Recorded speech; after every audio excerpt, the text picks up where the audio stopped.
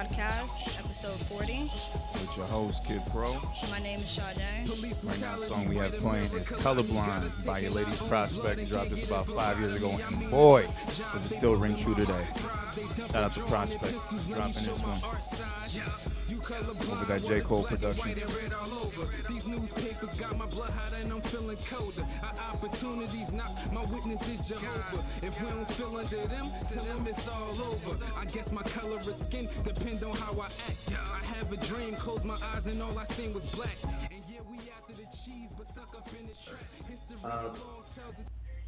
This is a moment, and we've had moments like this before, where people are paying attention.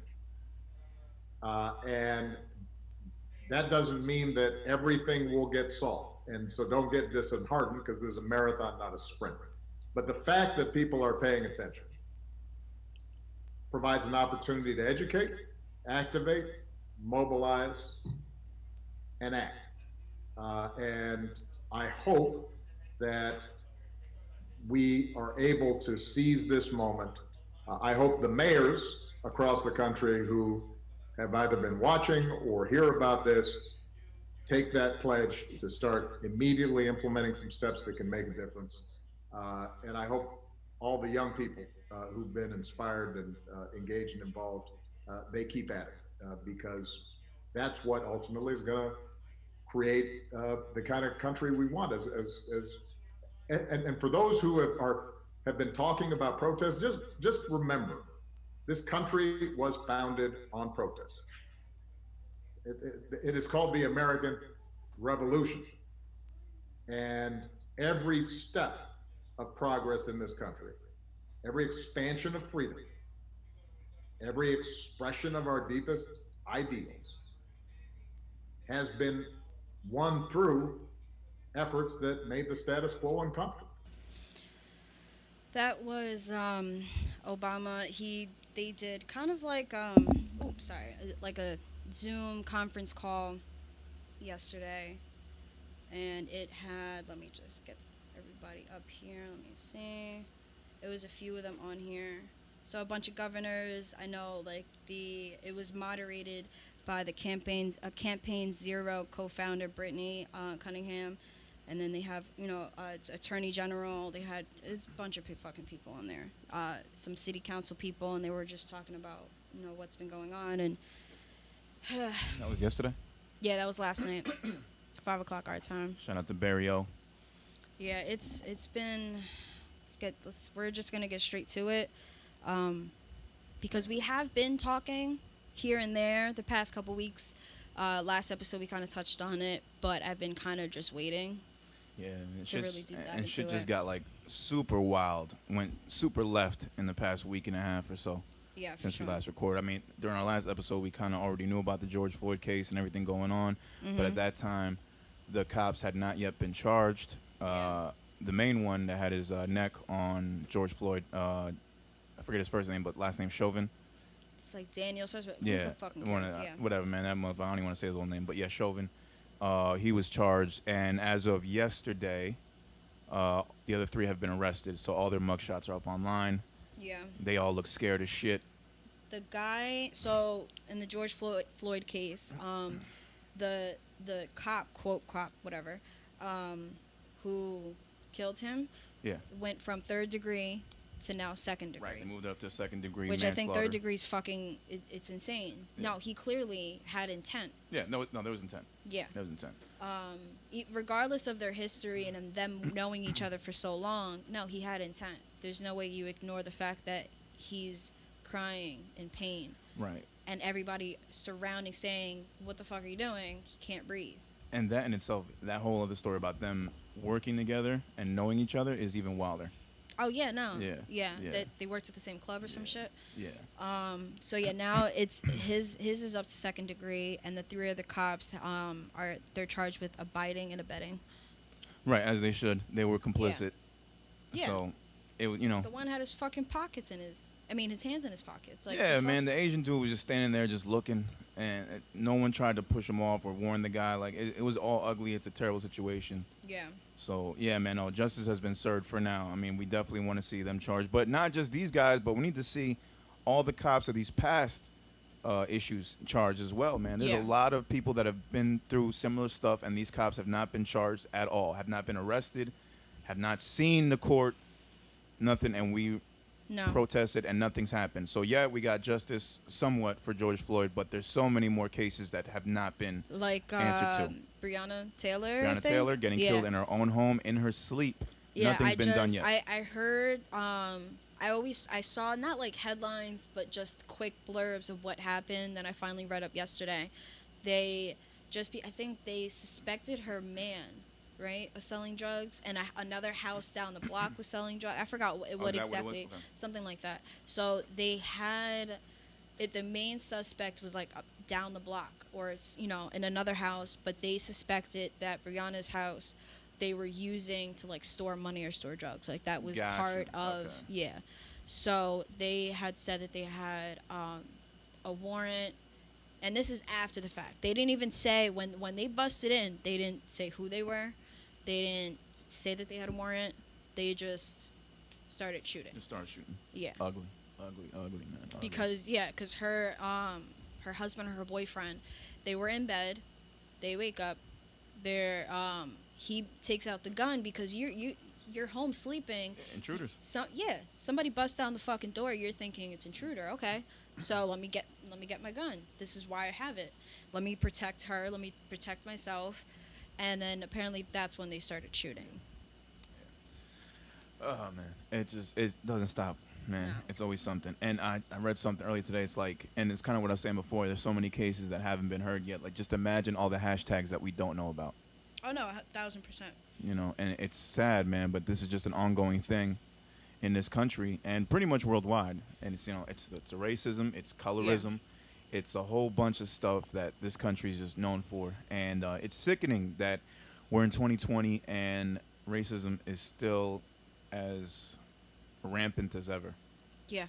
You No. know, like It's there's just a section of the country and there's a big population of the country that still, for some reason or another, maybe because they're just conditioned to just hate anyone that isn't part of their race. You know, the xenophobia is fucking wild. The racism is wild. The colorism is wild. And yeah, man, it's and even the self-hate. the self-hate is crazy, man. I mean, yeah, there are, and it's the racism just doesn't just come from white people at all. Me and you being Spanish, we're aware of that. oh god. Yeah, we And talked about this before. If anybody's the worst type of racist, it's fucking Spanish people.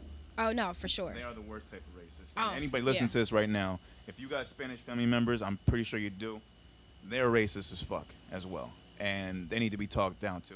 Because I've had conversations and arguments with a few older Spanish heads in the past couple weeks, and it has led to nothing. Because no matter what you tell them, they just already see it in their head a certain way. And it's ugly, and I fucking hate it. Yeah. Like, I'm over it. The fact that you're Latino and you still don't understand that these people are connected to us is ridiculous. And the Yeah. fact that you don't want to stand up or show any type of like solidarity, this whole thing is ridiculous to me. Yeah, no, it's disgusting. And I know that I'm not gonna fucking explain my history. Go on fucking Google. Like, I'm Puerto Rican Dominican. You go on fucking Google, you'll find out. If you don't know by now, then you're living under a fucking rock. Or you don't know like it's just I think we talked about this off air. It bothers me that not that our like there's Spanish people helping, not at all, but the fact that they have to explain themselves. You shouldn't have to explain the fact that you're supporting. No. You shouldn't have to keep saying, "Oh, I'm Puerto Rican, I'm Dominican." Like, who gives a fuck? Right.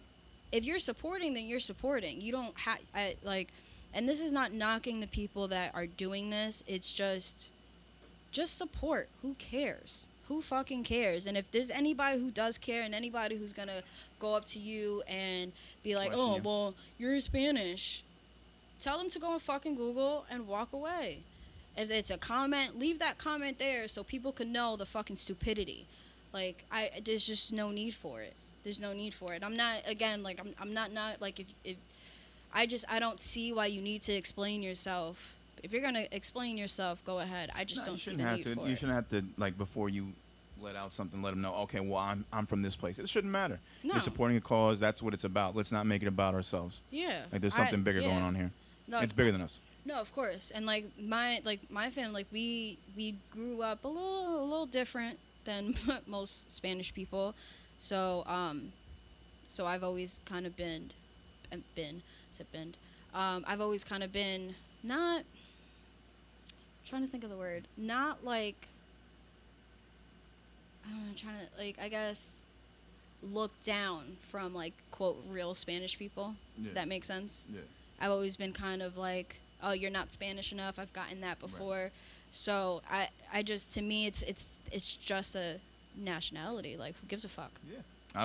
I came to this country when I was 8 months old, and I went straight to Morristown, New Jersey, and I was going to preschool at the Salvation Army in Morristown, and I was about maybe one or possibly out of like three Latinos in that class, and the rest of it was majority black.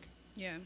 And I've grown up with them. I've been around them. I've had them in my life at all points at some point in my life. So it's like, and my Colombian family doesn't see me as Colombian. They see me as more American possibly, and they call me negro. Like, I get called negro by my family in Colombia. It's one of the craziest things, but the colorism there is ugly as fuck too. But I'm from the same. I know. Yeah, I'm in the same boat that you are. No, like, of I'm considered more black than Spanish, and I Yeah. got no problem with that at all. No, but I have no fucking even if I problem with it. wasn't, I'm still standing with them. Yeah. Like, this is an injustice. Like, if it happens to them, it's gonna happen to us. Yeah, because regardless of who you are, what you are, where you come from, where your family comes from, if you have any humanity or empathy, then you're rocking with this. You're supporting. And that's what it just comes down to. Because I think if you're just aware of what's happening and you weren't, because I, like, when you were saying about, like, the, like, racist and that idea that they have in their head, at this point, I mean, actually, not even at this point, the past, like, thousands fucking years, it's just, they're born with it. They're taught conditioned. that. Yeah, Yeah, it's they're conditioned. super fucking conditioned to it. And the flip side, yeah, we are maybe conditioned to accept people more, but it just seems right, because if we're in a free country, Yeah. I mean, it would just be logical, no? We breathe the same air. We bleed the same blood. Like, we're the same. The only difference is the color, and that should have never mattered to begin with. No. I just don't see the point. But somehow, one way or another, some race just ingrained it in everybody else. Hey, we're better than everybody else. And that's just how it is. But they're all fucking unwashed, unseasoned food. Yeah, you Yeah, keep and that this is shit where though. we're at now, 2020, and the same shit still goes on because every generation just keeps passing off that stupid bullshit trait to their kids, and their kids pass it off to their kids, and so on and so forth. Yeah. And it's going to keep happening. It's going to keep happening. Hopefully it'll happen less and less.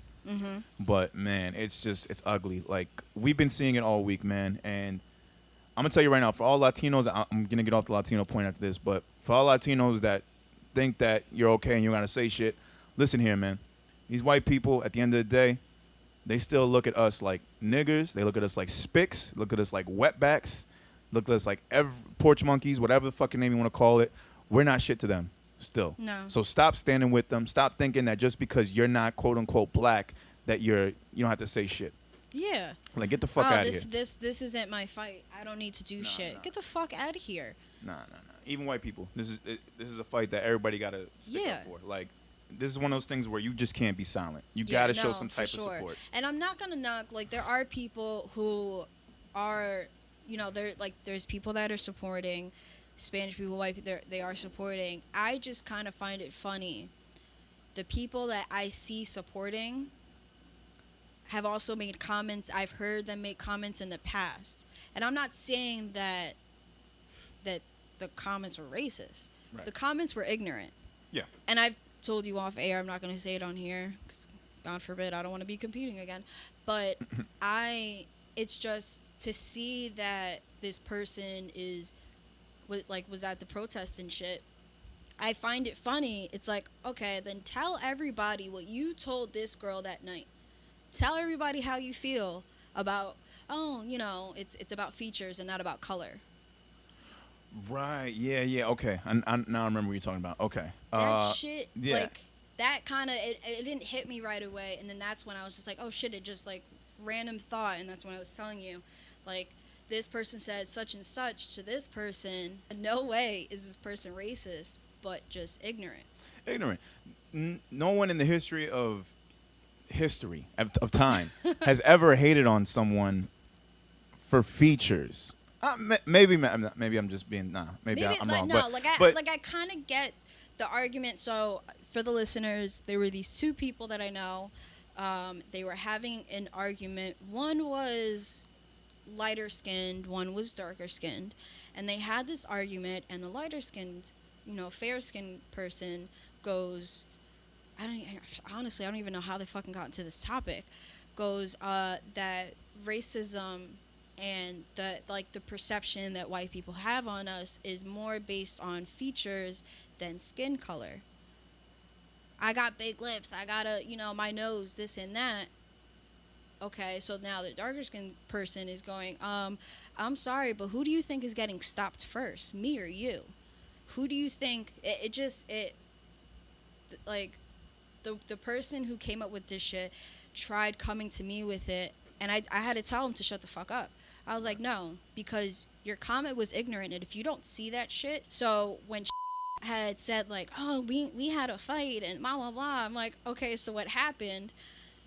Started to tell me, and I'm like, no, I'm gonna cut you off right there, because just like maybe a couple months ago I had told this person how I was called spick before when I was younger. I was fucking 10 years old, and this older white woman called me spick and told me to get off her lawn. Mind you, there was this gigantic dog, and I was just walking around 10 years old, and I'm a dog person, but I just don't trust white people with dogs. So I'm trying to walk around. I couldn't really get to the street. I got on her lawn a little bit. Bam. Spick. Flying out of her fucking mouth. Yeah, I just don't see people hating on another white person because they have big lips or a big nose, just because the features might be one that are traditionally seen on more African American people. Yeah. Like, that's just never been the case. If it is, it's very rare. There are fair skin that have curly hair. Yeah. There are fair skin people. Like, and it doesn't even have to be immediate. Somebody, like, ancestor-wise could have, regardless, that the ignorance just like, okay, like we're not having this discussion because not for nothing you lived a sheltered life. Yeah. So I get defense, but didn't understand. I'm like, you can be sheltered and not be some white prissy girl. You can be sheltered with your own people and not be fully aware, not educate yourself on what happens in the outside world. Absolutely. Yeah, it goes both ways. It goes both ways. So just like how we talked about like the self-hate and the inner racism and shit, like it goes both ways. Absolutely. So for that ignorance, it's like I'm not giving you the excuse, but we're not having this argument because you were completely wrong. You weren't aware that people actually called Spanish people spicks. That to me was surprising. Yeah. That was surprising. He's like, what? That actually happens? I was like, yeah, I was 10, but yeah, that happens. Yeah, that was like 18 years ago. People get called wetbacks. I've been called nigger. It's like same. Sand nigger. Like I've been called everything under the sun because I look like a lot of different nationalities, so I get called a lot of shit. Yeah. A lot of stuff. And to that other point, it's even more ignorant when you think about the whole features thing. There's plenty of black people that don't have those traditional features. No, plenty of black people with small noses, small lips, similar to what you would think white people have. Like it's just because it goes back to their ancestors. It doesn't have to be immediate, but it could be back in their bloodline. Yeah. And some mixing happen. But regardless of that, it's just, I think, and like I had mentioned, the whole ignorant thing was for the sorry, I can't talk. There's so many fucking shit, just like so much in my mind right now. Like for people to use this movement to educate themselves instead of getting riled up, instead of thinking, oh, just by showing to a protest, I'm supporting. Just educate yourself, and that was essentially the idea behind Blackout Tuesday. Agreed. Just don't make comments if you're not fucking educated. Let's be real. if a white racist person sees you, let's say you're black, dark, they see you, and yeah, go ahead. Sorry, I ran lost my train of thought. No, because you were going like this. I was like one of them. If a racist white person sees you, they see you're black, they're not gonna stop being racist against you just because you don't have a big nose and big lips. they still see the color. Yeah. And that's what matters to a racist person. Exactly. There's not feature racism. It's your skin color. Yeah. That's all it is. That's what it's always been. Because I mean, the only thing, and like, not giving the excuse for the ignorant comment because the person was sheltered, not gonna, not excusing it at all. Yeah, maybe kind of has a point, because if people see features, they're like, oh, you're mixed with something. You're mixed with something. Right. So that does happen, but you can't tell somebody, you can't completely negate the fact that it's not just like skin color is out the window. Yeah. Because the other person's argument was, so if I'm driving and you're driving, right, 2 separate cars, who the fuck do you think is gonna get pulled over passing a cop? Absolutely. Let's be real, because they ain't seeing your lips and your nose and your curly hair from the fucking from outside the car. No, they're gonna see my skin color. So, and technically that is a feature. Yeah, pretty much. But for you to I can't. Think about all these cases of mistaken identity that we see. Like the ones that are reported that we see on social media and the ones that aren't. It's always like they thought I was somebody and I wasn't because they see the skin color. So to these cops, they all look the same. The people that were like arrested for, not arrested, but like they were put in jail and they were innocent the entire time just because the description said black man. When I go to a store and I get followed around by the clerk or somebody, it's never because of the facial features. It is because of the color of my skin. Yeah. When a black person is seen anywhere or goes into a random person's house, to a white friend's house, and there is a racist family member, yep. They're not talking about the person's features. No, you'd be like, oh, you're a little light skin. You're a little red bone. No, yeah, the skin is what's talked about right away. That's what's like, seen. It's not like that's not tossed aside. Yeah. It's not, especially for like bigots, that it's like they hate what Staten Island. To move on from that, because I'm just gonna get more mad, but for like the Staten Island shit, this whole fucking topic pisses me off. Provide some context. So what about Staten Island? No, I'm throwing it to you. Oh, you. my bad. All right, nigga. I wasn't in it that much. You're the one who told me about it, and then I checked it out for a little bit. Okay, so I was on Facebook yesterday. A friend of mine, Frank Nitty, shout out to him. He had me on the Bars Matter track. Matter of fact, Frank Nitty, Bars Matter. Yeah, we did. We had talked about it in the original. We'll talk about it this week. But shout out to Frank Nitty, Staten Island representative. He posted footage of a peaceful protest that was happening in Staten Island yesterday, Wednesday. And very peaceful, just a bunch of people walking down the street. Yeah. I couldn't tell the exact number because the guy was just at the front of the line. But they were walking on the sidewalk. Police were following them. A couple people were walking on the street. Police were telling them, hey, keep it on the sidewalk. Let's keep it peaceful, blah, blah, blah. As people are driving by, there are people spitting on the protesters. There's people yelling at the protesters, spitting on them. Then in the comment section, just wild racism. Shit from get a job, y'all look like clowns. Yeah. Make sure to keep it peaceful. Don't loot, you fucking animals. Like, just some of the worst shit. And again, it was all older, white, ignorant fucking people. Yeah. With no sense of anything and just thinking the worst. There was one guy who was a former Marine who was walking around with the flag, and he was holding it out, and it was upside down. Now, from what I was told, when a Marine does that, it means is that there's a country in distress. Mm-hmm. So everybody that was quote unquote army or military supporters kept saying, "Oh, what's with this guy, moving the flag upside down?" So the guy that was doing the live went up to him. He's like, "Hey, just wanted to talk to you. A lot of people in the comments are asking, they want to know first, are you part of the military?" He's like, "Yeah, I served in the Marines and this infantry, whatever. I did a tour in Iraq, blah, blah, blah." And I was like, "Okay, cool. Thank you. Thank you for your service. We want to know right now what's the reason for you holding the flag upside down?" And he pretty much said what the other people were saying in the comments. It means a country in distress. That was not good enough for those racists. No. They were like, "No, that's disrespectful. My cousin's a Marine. He would never do that, blah, blah, blah." Like, it's just the ignorance and the misinformation of people and the straight up blatant racism is so fucking ugly.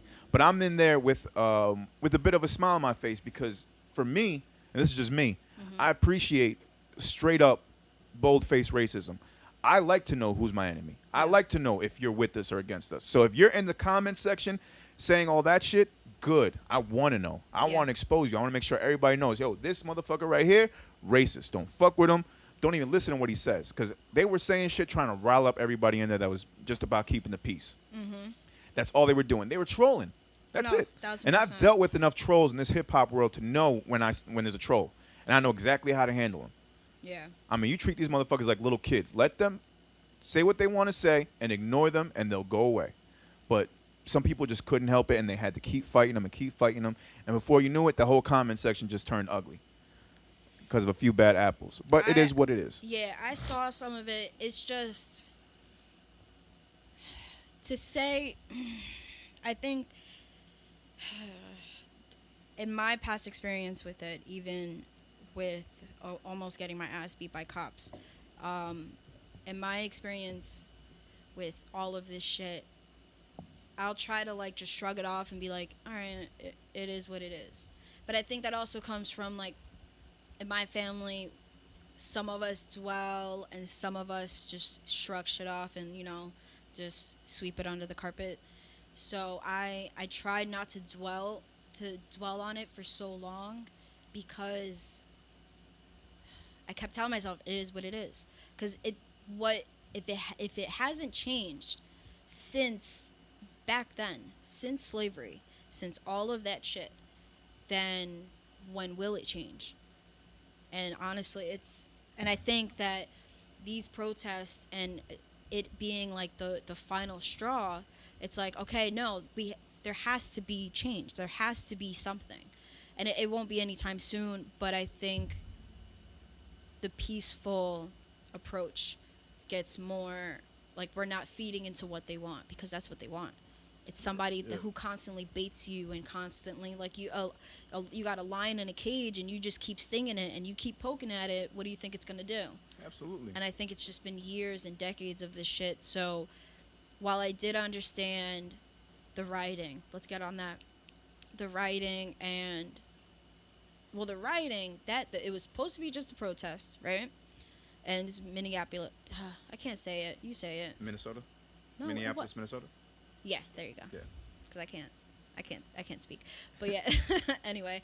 So the protests and shit, it was supposed to be peaceful. Now we got tear gas. We got fucking rubber bullets.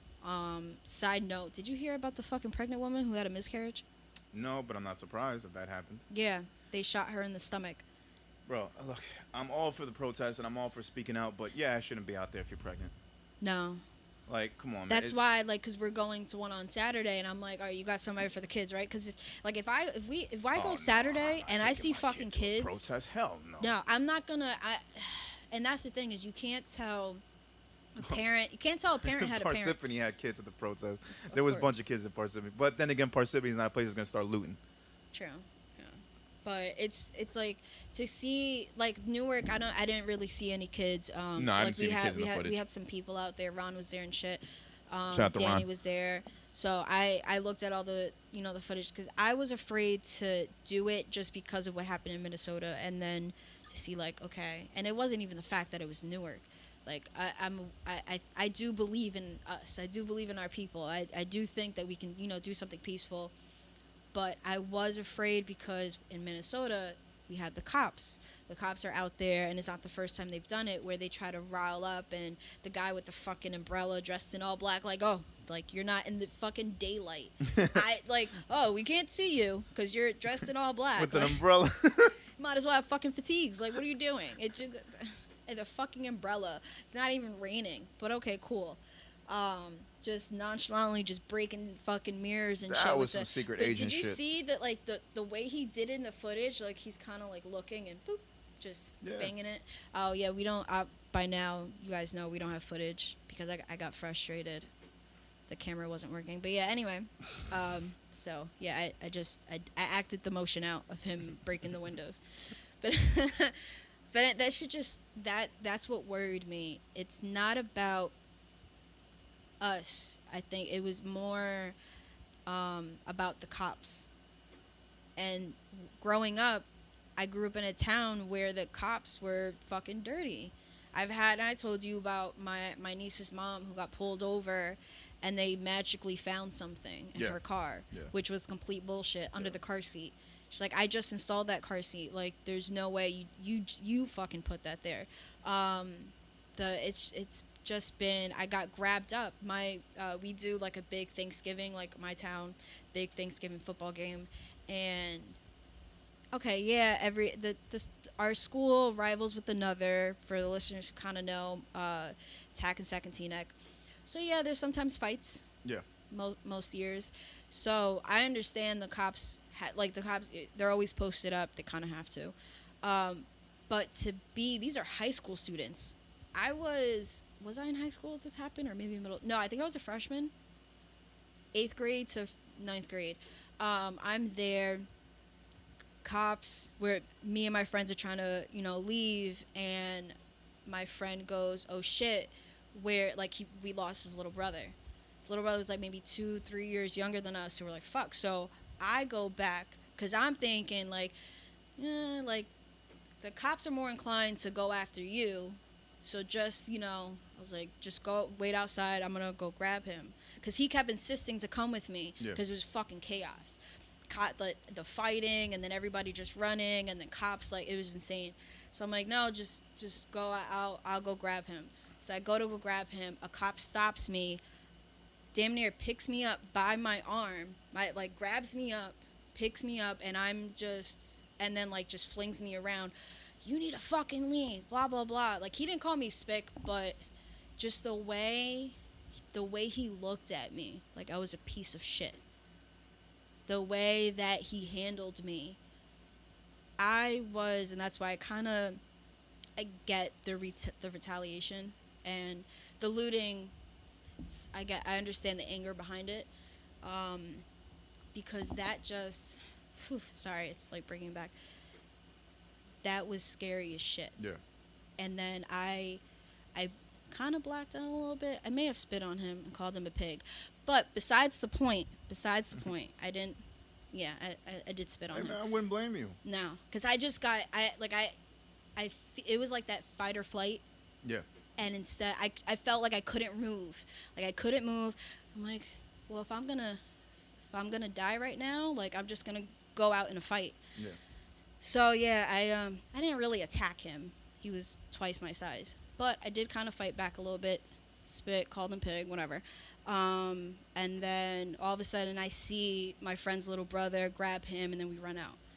But the way he that shit was terrifying as fuck. And then anytime I've gotten pulled over, if it's we're friends and shit, anytime we've had house parties and the cops come, or just where the town where I was called spick. Mm-hmm. I'm walking from school. She lived I lived a block down a hill, and then around the corner, 3-4 blocks, and this is the same town where my fucking cousin Joe used to play loud as shit Eminem, Big Pun, out of his convertible and shit, in front of the house. So, and we've had the cops, the next door neighbor, we called him the prosecutor. And this is just not even from the parties we had. We could be Saturday morning, Sunday morning, we're doing our regular breakfast and just hanging out, chilling. Nothing crazy, just the people who live in the house, or maybe some visitors for the weekend. And we will get the cops, daylight, knocking on the door. And that was horrifying enough. Was there drugs in the house? Yeah. But anyway, that's besides the point. It wasn't even that. It was just the fact that nobody knew what we were doing in that house. Right. All we were doing was playing music. Nobody was even high at the moment. Maybe my brother upstairs, but nobody was even high at the moment. So we're just okay, we're not even really drinking. It's 11 in the morning. My mom is finishing breakfast and shit. So just those little experiences, I think I understand the plight of it. I understand the need to fight back, but at the same time, we just have to be smarter. I agree. We have to be smarter. After a while, it's just the cops aren't playing fair either. No. And I think that's what leads to more of outlash. Oh no, 1,000%. From everybody. Yeah. Outlash, backlash. It leads to a bigger rebellion from people. Mm-hmm. When the cops aren't playing fair, where we're just getting discriminated on for nothing. We're just minding our business and we're still getting fucked with. That's when shit gets to where it's at now, where it's all right, fuck this store. Yeah, we're gonna fucking loot this CVS, loot this auto zone. Like, fuck them. Who the fuck are they?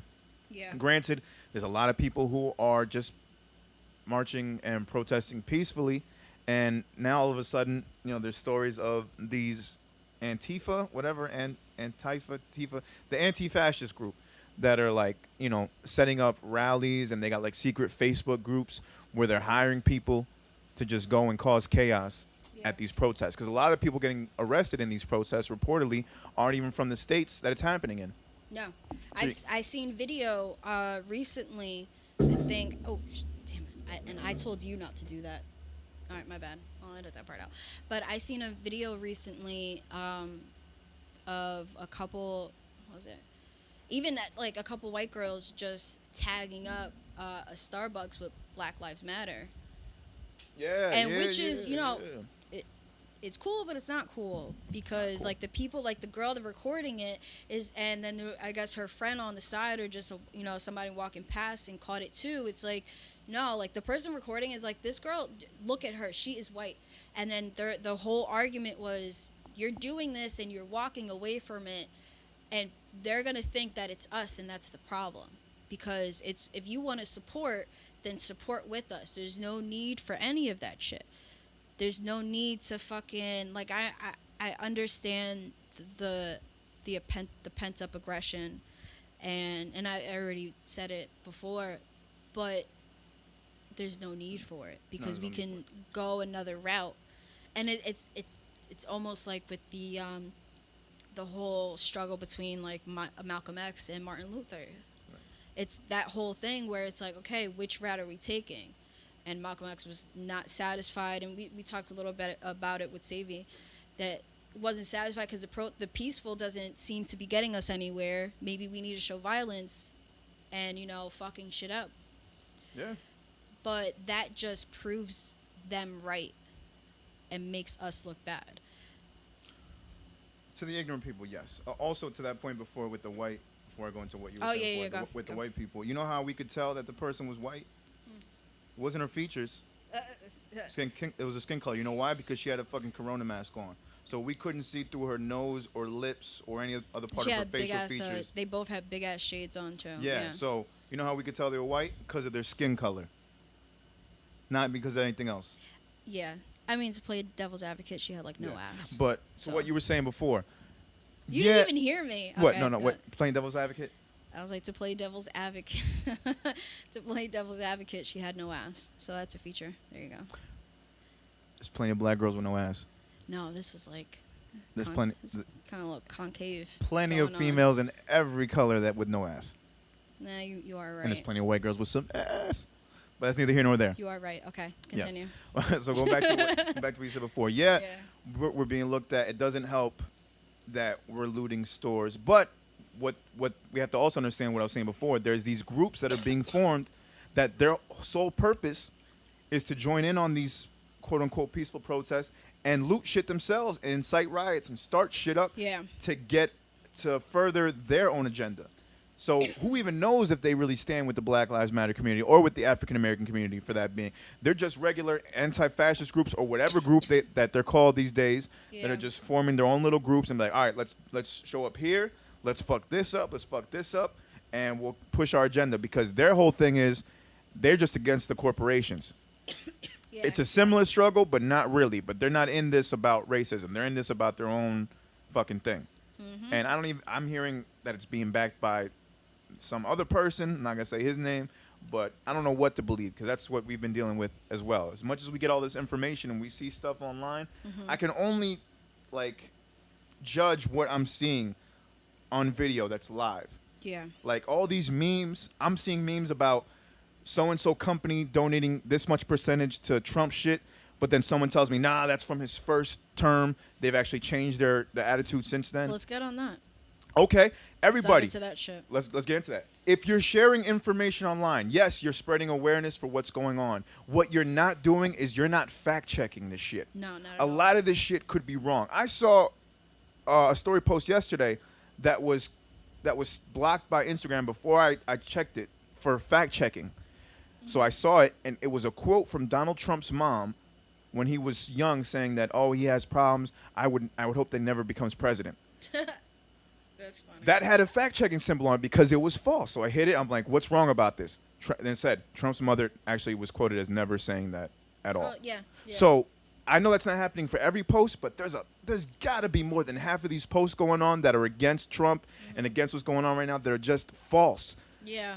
It's just more. And we shouldn't do that because then we're just playing the same game that these other people are playing against us. They're already posting mad bullshit and making all the black people, all the people of color, making it look like we're just animals and we got no fucking sense and we're just trying to start anarchy when that's not the case. So we cannot go down the same road 1000%. with these people. Because that's the thing. It's that you don't want to ignore everything that you see in the media and even social media too. Oh, yeah. You could take it. Yeah, that's fine.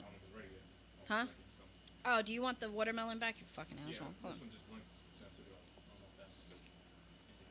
Okay. Sorry. My bad. Ooh. You were saying? Ooh, that hit. I'll edit this shit. We'll edit that out. 40 minutes. What was I saying? We're talking about misinformation. Oh, yeah.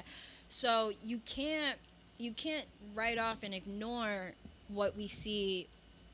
We can't do that. What we see in the media and social media, it's just you have to. And we talked about this in our group chat. One of us had shared something and we had discussed it and shit. We can't do it because there are some facts being put out. There are some facts. George Floyd video, that was a fact. The information about Breonna Taylor, because I fact checked it.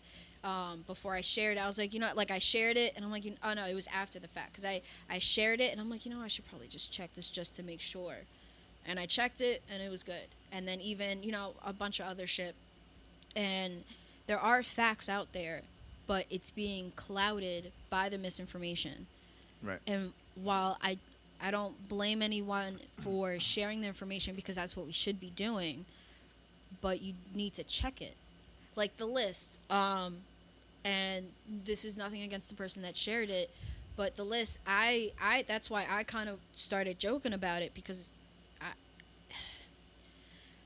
it seemed a little outdated, yeah. But it's not that I don't care. It's the fact that these corporations they're real people that work there. Right. They are people like us that work there. There's people of color at Wendy's, Taco Bell, Pizza Hut, McDonald's. Yeah. All these spots.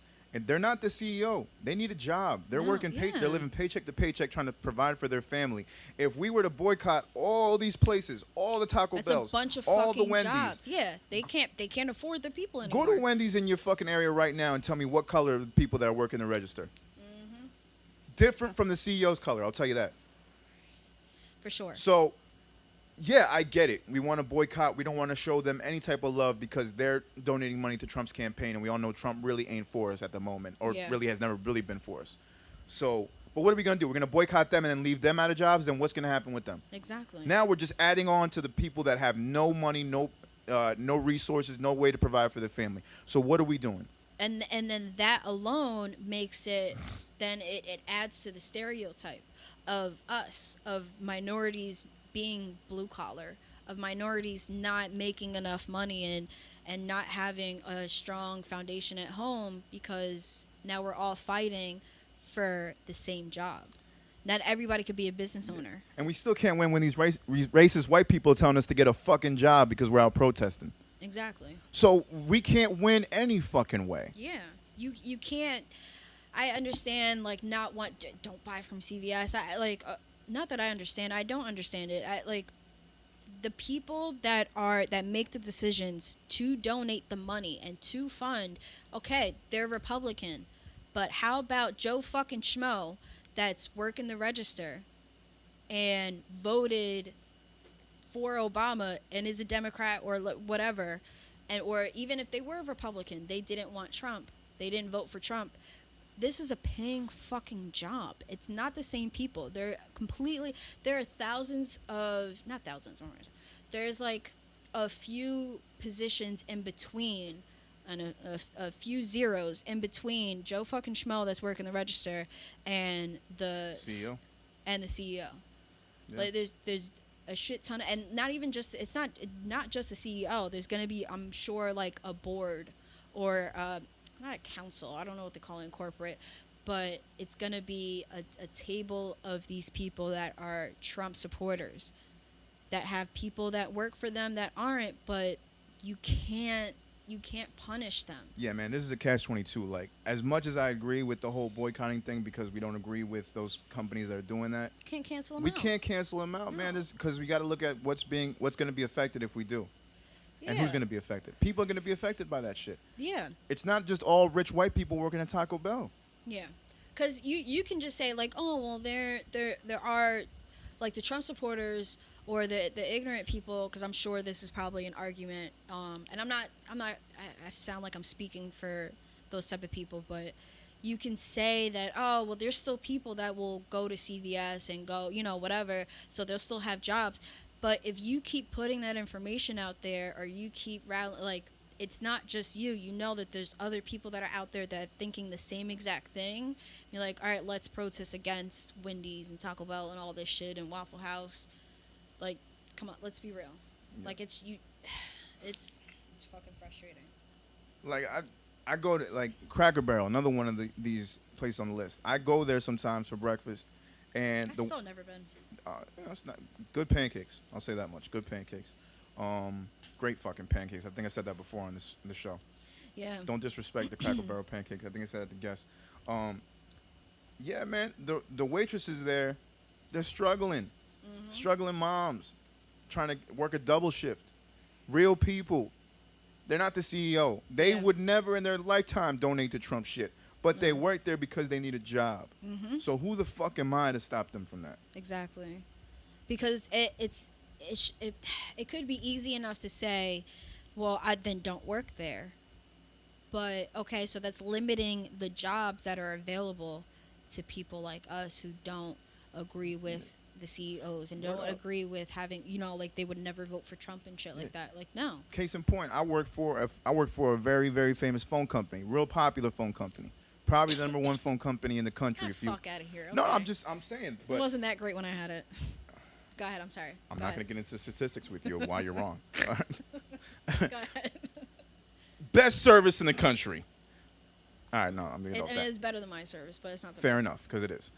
But point is, if the CEO of that company was Trump's boy, y'all going to boycott me, knowing that I don't fuck with Trump, knowing that I'm there because I needed a job, I got to support my kids. Were they on the list, by the way? No, they weren't on the list. But let's just say. Yeah, but they were, yeah. They're doing some shady shit too, because for the whole time that I was there, I had to promote the whole 5G shit going on right now. And that's one of the big issues in America too. Like, okay, what's the real reasoning behind this 5G shit? Is there something sinister to it? Yeah. And, I had to sell that to people with that in the back of my mind, knowing that this probably isn't the most people-friendly thing going on right now. Mm-hmm. But it's just stuff you have to do when it's your job. A lot of people in this country are doing shit they don't want to do when it comes to their job. Yeah. And they're working for evil people. But you know what? That's just the way things are. Yeah. So if we're looking to really, really change shit and overthrow this system, we got to figure out what that entails. Everybody wants to do shit. Everybody wants to take this to the extreme, but nobody's really ready to have the conversation of what that entails and what's going to change and how we're going to have to live going forward. Mm-hmm. Like, in short, motherfuckers ain't ready to have America be a third world country. Because if we abolish and we tear down the system and start new, guess what? A lot of shit is going to change. A lot of shit is going to be harder to get. And a lot of shit is going to be new to a lot of people that aren't used to this. And we are so comfortable with the liberties that we have in this planet right now and the way that we're living. For us to change that, it's going to be a whole nother level of anarchy. Oh, no, that people are not ready for. So because go ahead. Yeah, so all these revolutionaries and people that want revolution, y'all got to know what that entails and what that really is going to mean at the end of the day. Because a lot of y'all are not ready for this revolution. Y'all are not ready for this type of action. No. We can talk about it all day, but we're not ready. There can be, because I feel like, and I've what the fuck was I going to say? I'm caught up somewhat on the Joe Budden shit, and Maul made a comment about it. Damn, I should have written it down. About, like, feeling like a revolution was coming along. Right. And it being, like, and Obama spoke to it, and that was part of what I played, that it does feel like it's coming along, but I just feel like there's a better way. There's so many more things that we can be doing or are doing, but we just have to, I'm trying to think, we just have to ignore all the bad shit. The boycotting, I'm sorry, it's not, you're going to get a fake PR public apology. Yeah. That's what happened with Wendy's. Wendy's did a response. Drew Brees. Fucking, and I'm sure other ones are gonna come along with more, but it's Trina. God, I forgot about that one. I didn't look into it. I forgot that one. Oh, she said some dumb shit. So I got my license, registration, and my insurance. I'm not gonna get pulled over. I know my rights. What? When she said that, I'm pretty sure that. Oh my God. I'm pretty sure that most of us, not all of us, I know most of us know our rights, but they're not being respected. So who gives a fuck if you have a license and registration? Fuck if you got your license and registration and insurance. You think they still won't fuck with you? No. Get the fuck out of here. Fuck, what town was it? I need to start taking these brain pills. My license has been good. I always get my shit renewed on time. They still fuck with me. I think it was New York. I forgot where, but there was a protest, and I think I don't know if it was a mayor or somebody was in the protest, black guy, and got maced, or not maced, but like maybe the tear bomb. I mean the spray or some shit got him, and there's a picture of him, and you can see he's like in pain, and the cops are kind of grabbing him, but then it came out that he would like they didn't see him. He didn't wear a name tag. Nobody knew who he was. Right. So if Trina were to get pulled over, who said the cop was going to know you? Yeah, the cop's gonna know you, Trina. When you was hot almost 15 years ago. Fuck out of here, bro. Ain't nobody gonna know. Yeah, like I just, you know what? Before we got into celebrities, I want to talk about like the whole revolution thing. Let's go. Yeah, we moved on from that. Yeah, we get back to it. But what Obama had said, he like in that speech, I didn't even really get into it because we jumped right in. He had also talked about how he was inspired, how he felt inspired by the people protesting, and like planning, like the strategic planning of like targeting what cities are going to make a change, but also for us not to get discouraged because it's not going to change a lot. It's going to be minor changes, maybe. Minor changes. But I think this is what, and Ron Ron Solemn, he had put something on his story, and me and him kind of talked about it a little bit, where we can't forget, say if they give us something just to satisfy us in the moment, let's not forget this. Let's keep the fucking same energy. Shout out to Prospect. Let's keep the fucking same energy. Let's keep on doing this, because it's not gonna, just because they give us something, just because the 3 other officers are now detained, that doesn't mean the fight is over. The fight hasn't been over in the past. Fight's not over. Fight's not 400 over. or 500 years. And this fight against the system, y'all also got to recognize we're fighting against a system that could raise gas prices on us. We're fighting against a system that could shut down the internet in our area, basically cancel our phones out so that we have no means of communication with each other. You got to realize that's the type of fight that we're up against. So if we're really going to fight this system and the goal is to get rid of it and change everything up, that might be a repercussion that comes with it. Yeah, no, for sure. These motherfuckers are in charge of this shit. You think that it's a human right to have internet? It is not. They can take that away. Even if it was a right, these motherfuckers are dirty enough that they can take that away. They can shut us up. They can do whatever they want. So if we're going to fight, and believe me, we have the numbers. We got more people than them, obviously. But just be ready because they have that control. Yeah, just being fucking, when I went to Cuba, I loved it out there, and I can't wait to go back, but they need to open that shit. But being there made me so much more, like, it humbled me. Yeah. And it made me so much more grateful, and I came back, and the people there, they're peaceful, and they're amazing. But to see how their system works, the fact that, like, we found, like, 2 natives, right? Natives, but it's probably the wrong word for them. But anyway, so we went to one spot, fucking met, like, our waitress at one spot ended up being our waitress at another spot, like, the next day. And we're like, oh shit. So we're talking to her, and then all of a sudden, like, her and her boyfriend are tour guides. and they, they're taking us around, and they're showing like, oh no, they're telling us like, you've been charged extra because you've been doing nothing but speaking English, and your Spanish is not Cuban. Your Spanish is super Dominican, and while we love Dominicans out here, so in Cuba there's a Cuban price, there's Dominican price, and then there's an American price. The American price is also the European price, where they're gonna gouge you because you don't know the system. So they have Just a they have, tourist. They can they have manipulate two different they have two different sets of money too. Yeah. They have the Cuban money, and like the conversions are fucking insane.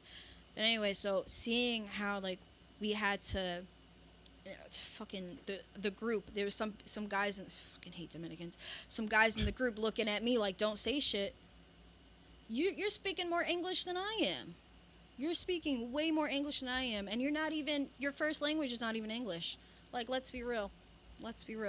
So we're like having to walk through the town, and cops on every block. I seen a fucking cop walk up to some random guy. The dog attacked, and the guy's just there. And it reminded me of what we deal with here, but we don't have cops at every corner. Right. We don't have while we feel like, just in my morning walks, if I see anybody, and even like a cop drove past, and I just like, oh, fuck, like my heart started beating. But we don't have to deal with that as much as they do in their government and how their system works. And it made me so grateful to come back and be like, okay, I don't have to pay for Wi-Fi. Most of the time, I don't have to really worry about cops unless I see one. Down there, you see one all the time. Yeah. And these are not even cops. These are military men. Right. We don't need martial law over here because I seen how it works, and that shit is scary as fuck. Right. On the way, we didn't even get to the Airbnb. On the way to the fucking place, we got pulled over, and they gave the taxi driver, who they said he was speeding, and this is an old ass fucking taxi with 10 of us in that shit. The AC didn't even work because there was so many people, and it barely was going over 40. Cop pulled him over, said he was doing 70, and gave him a ticket for like maybe $100, $200 in our money. And just that, and like we were terrified as fuck in the car.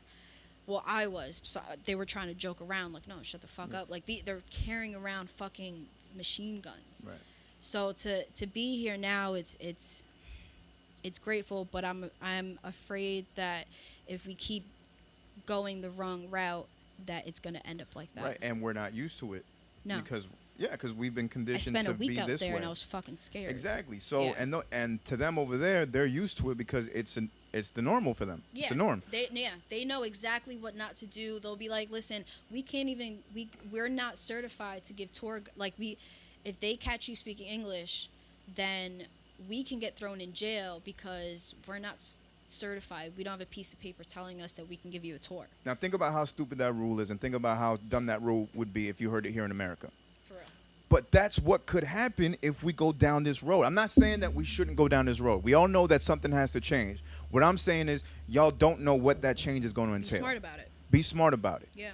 Because we have to be ready for these types of things to happen if we're looking to have that change. Of course, we can't continue to have this police brutality happen, of course. And that's the main thing at play right here. And then the biggest thing about it is just, the more bigger thing is systemic racism, how to get rid of it. Yeah. And then after that, how are we going to change it so that everybody's equal? But I just don't see that happening right away so quick.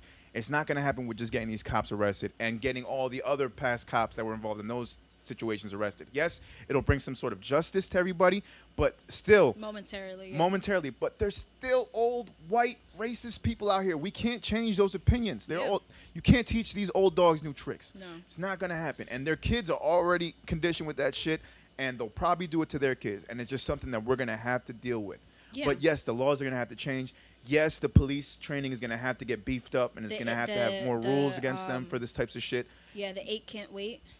Yes, exactly. That and I didn't know what to say about that when I first saw it, because I'm just taking everything and reviewing it and doing my research. That's what I've been doing. It's gotten to the point. If anything I've learned through this whole process with all this sharing of information, more than half of it's wrong, or it's the numbers are beefed up to make it look worse than what it is. We got to fact check, man. No, they spoke about it in Obama's thing. We got to fact check. Yeah. We got to fact check. The 8 can't wait. They had spoke about it a little, and pretty much like the the moderator from Campaign Zero, she talked about it. Well, they all talked about it, but she had said like we just need a mayor, any mayor to just step up and implement it, and it can go up to I think she said at most like 70%. I know I saw like a post going around, and I put it in my story about 72% that it can help, and it's pretty much like guidelines for cops and you know. What is it called? Hold on, let me check my notes real quick. No, you're absolutely right, though. I mean, regardless of the name. To reduce it. Yeah, if we put more money into the training of officers, you know, it can happen. Like, I've seen stories where it's like, you know, you spend more time in barber school getting licensed to be a barber than you would in the police academy to become a cop. Yeah. You know, like, it's just, there's not much requirements to become a policeman. No. And I, like, not knocking cops. I have, like, family and you know, friends that are training or, you know, are cops. And it's not that. It's just the fact that they just let anybody. It's almost like when you see somebody like fucked up parking or fucked up driving, and it's like, oh, they just let anybody drive. It almost feels that way with cops. Yeah. And I don't agree with like, oh, fuck cops and blah blah blah. Yeah, there's some pigs out there. Yes, there are. Yes, there are. But they're not all bad. Just like some of us are bad. Yeah, they're not all bad, Not but they're all of us. also they're making their presence known a lot more than the good ones. Oh no, for and sure. the good ones aren't doing enough to get rid of them. And No. we talked about this before because there seems to be a quote unquote blue code.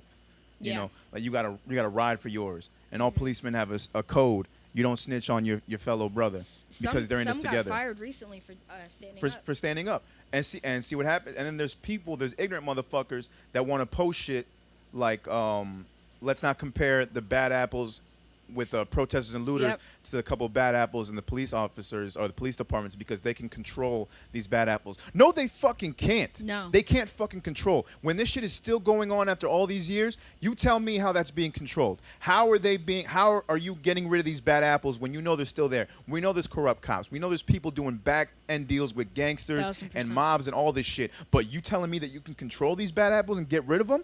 No. Fuck out of here, bro. If you're seeing, like, we're seeing Privileged ass movies motherfuckers. with like the whole Frank Lucas shit, or you're seeing like these old mob movies where the cops are in it and Taking bribes and shit. Yeah, and these are like, this is real shit that happened in the 70s, before that, and the fact that shit hasn't fucking changed, it is what it is. It's insane. And you got people running these unions that are former officers, so it just stays in the family. Yep. And it's all this corruption that keeps moving on.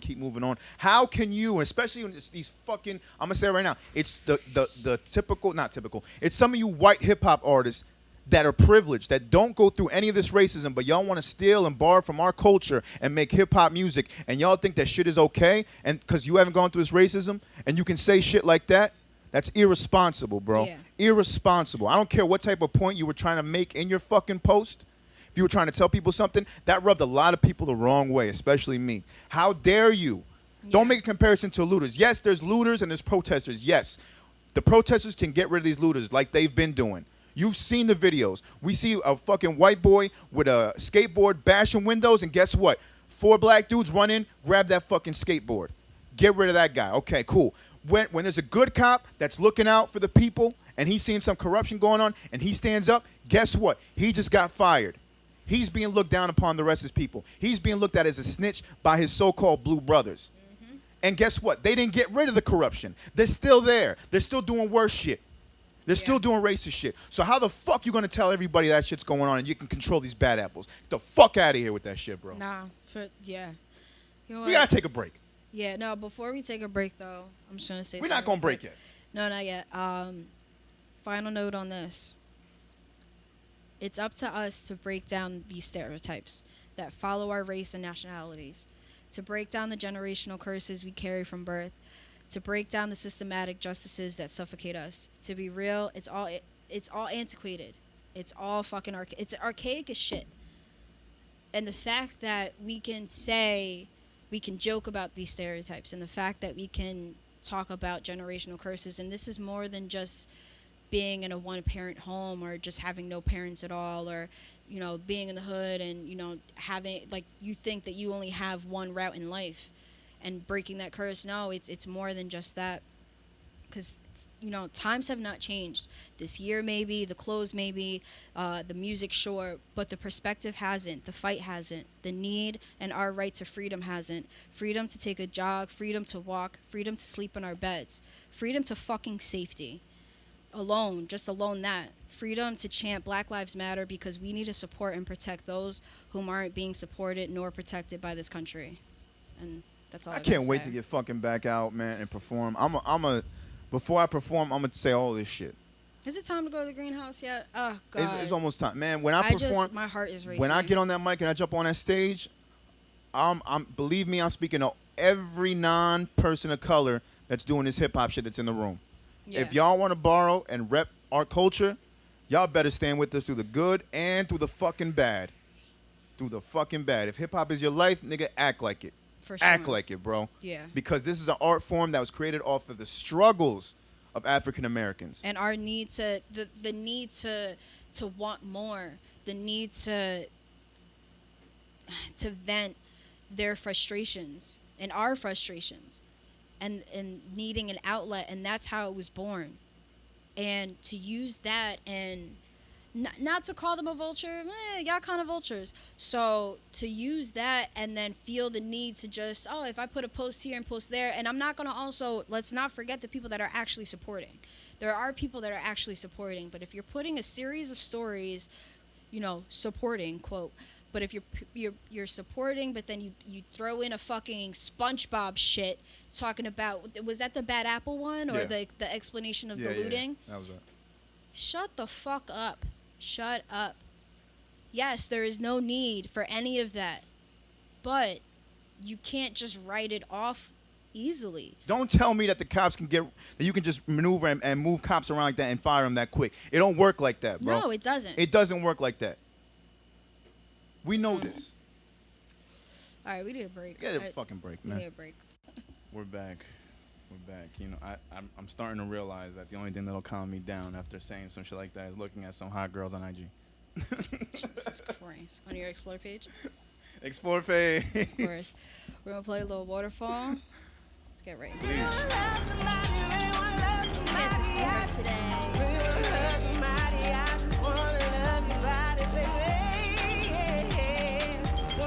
Drive me crazy.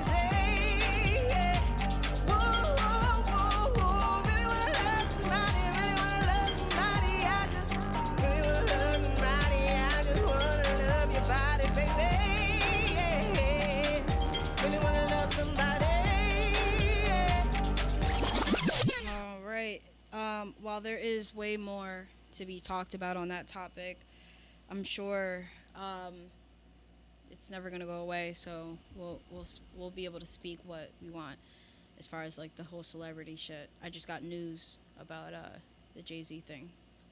What? Just in, let me see, what was it? Jay-Z. Let me see real quick. What did he do? Jay-Z sends private jet for Ahmaud Arbery's family lawyer to get to court.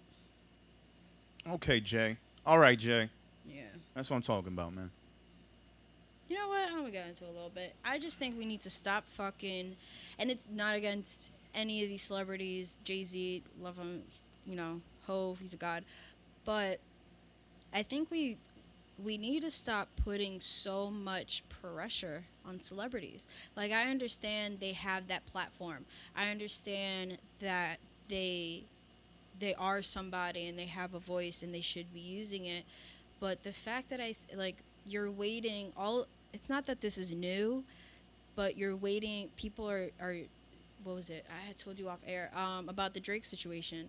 People are like, oh, Drake wants to be black so bad, which, I mean, he is. He's half. But people want to, Drake wants to be black so bad, but he hasn't even made a comment. How about you we have to remember that, yes, they have money. Yes, they have a name. Yes, you know, whatever, they entertain us. But these are still human beings who need processing time, who are still trying to get, maybe they're more concerned, instead of putting out a public comment, a screenshot of, you know, their notes and shit like that. Maybe they just want to move in silence, or maybe they're just, okay, what's the next steps? Talking to their lawyers and to their accountants and their people. Aries, what the fuck? And talking to their people about what are the next moves, how can I help, you know, what can we do? Right. Instead of judging them. Give Yeah. them some time. I'm not looking at music artists and celebrities first to respond to shit going on. It really should be coming from leadership. It should be coming from our government. It should be Exactly. coming from the people in charge of this shit. I don't really give a fuck at the end of the day what Drake has to say about the situation. If he's donating, cool. If he wants to say some positive words and help spread awareness, cool. But I'm not looking to him No. for what's going on. I'm not waking up and be like, what does Drake have to say? Yeah. You know, and if we want to get technical, if you want to get technical, hip hop and everybody, hip hop fans, I don't think Kendrick Lamar has said shit yet about what's going on. Yeah. And our Latino yeah. people, I don't think Bad Bunny has said anything. I think all these other reggaeton artists that obviously borrow from hip hop culture are just posting pictures of their fucking dogs or them dancing or some other shit instead of a Black Lives Matter post or anything regarding George Floyd, Ahmaud Arbery, Breonna Taylor, or any past instances that have gone on.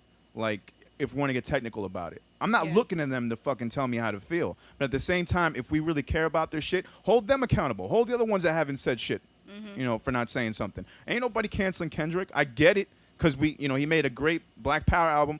But y'all are on some, what have you done for me lately shit. So why are you not giving him the same energy you're giving Drake? Oh, And then Drake 100%. went and donated half a fucking, or him in the weekend, almost $600,000.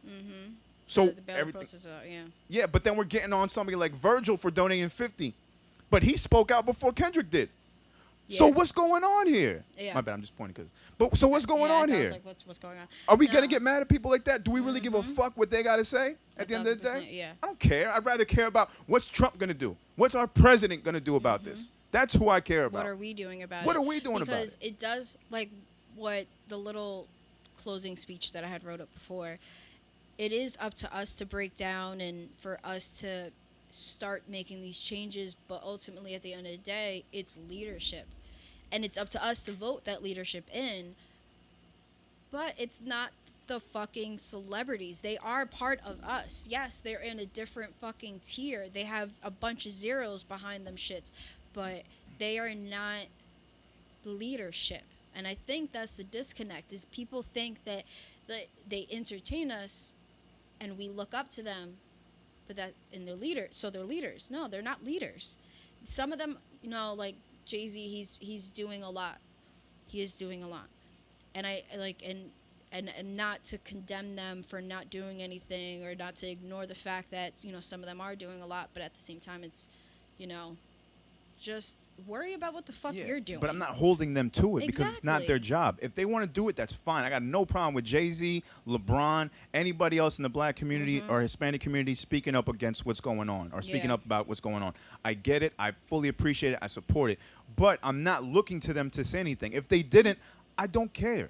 Exactly. I don't give a fuck if Drake didn't say something. But if we're going to hold people accountable, hold everybody accountable. Exactly. Hold Kendrick accountable for not saying shit. Hold all the other fucking rappers that are about this shit that have been quiet. Hold them accountable, because a bunch of them haven't said shit. But they were so quick to say shit when this quarantine happened. Yeah. And when other shit happened. Or they were quick to snitch on 6ix9ine. Yeah. They were quick to jump on that motherfucker about snitching. But we not quick to jump on it, the cops, for what's going on? Yeah. Y'all staying silent about that? So worried Like, come about on them. now. Yeah, and then I seen Pick a side. the post that I had seen. It was like a share on Facebook, and the person who shared it was like, "Well, not for nothing, we haven't heard from," and then listed a bunch of people that have spoke about it. That's why I'm Right. like, okay, now you're just okay. You want to list the Kardashians? Okay, cool, but they have said something. Yo, it's a sad world. Regardless, is like, what does it fucking matter? It's a sad world when Kim Kardashian is speaking more than some of our favorite rappers. Yeah. But again, you don't have to, and I don't give a fuck. But if we're going to hold everybody accountable, then yeah, you should feel some type of way if Kim Kardashian said something before your Black Power self said something. If we're gonna go down the road. If we're going to go down that road. But damn, I already played Waterfalls. We're just gonna get into it. So yeah, this is the Lyrical Fix podcast. We're gonna Oh God. I am so angry this episode. I didn't want to fucking Hulk out or nothing, man. I really wasn't looking forward to it. I wanted to have a nice, peaceful conversation about what's going on, what we're seeing as wrong, and what we can But it's possibly frustrating do. at the same time It because is. I like the speech that I wrote before, like my closing notes.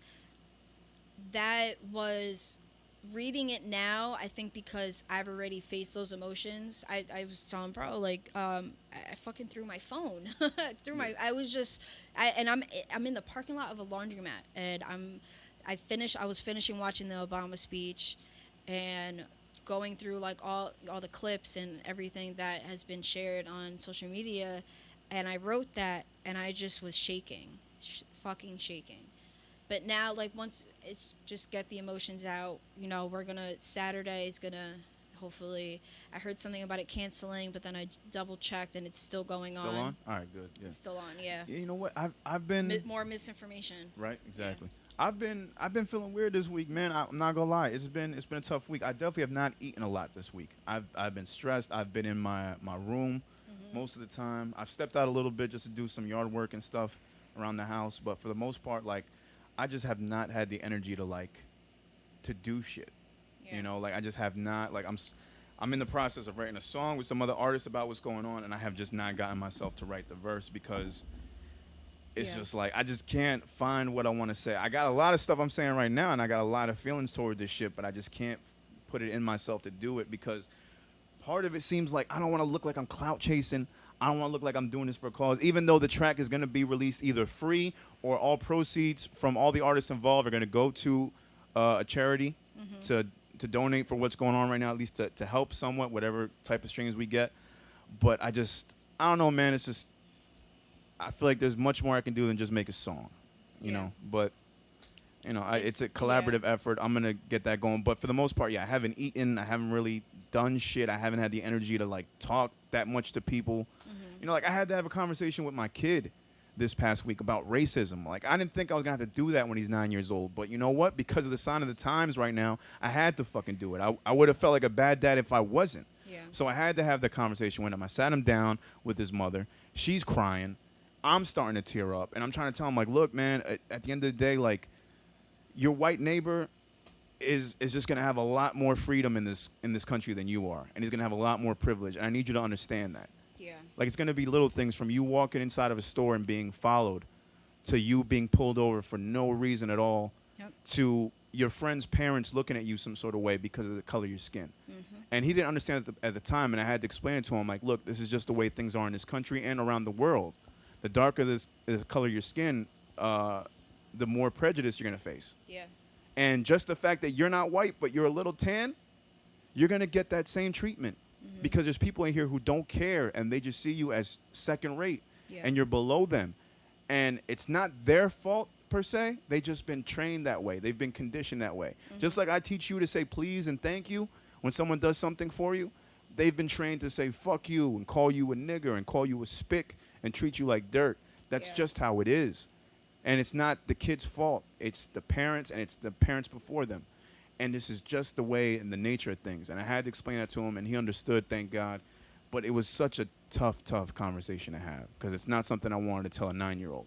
But I it's can something that imagine, he needs to know now with No, everything for going sure. on. Yeah.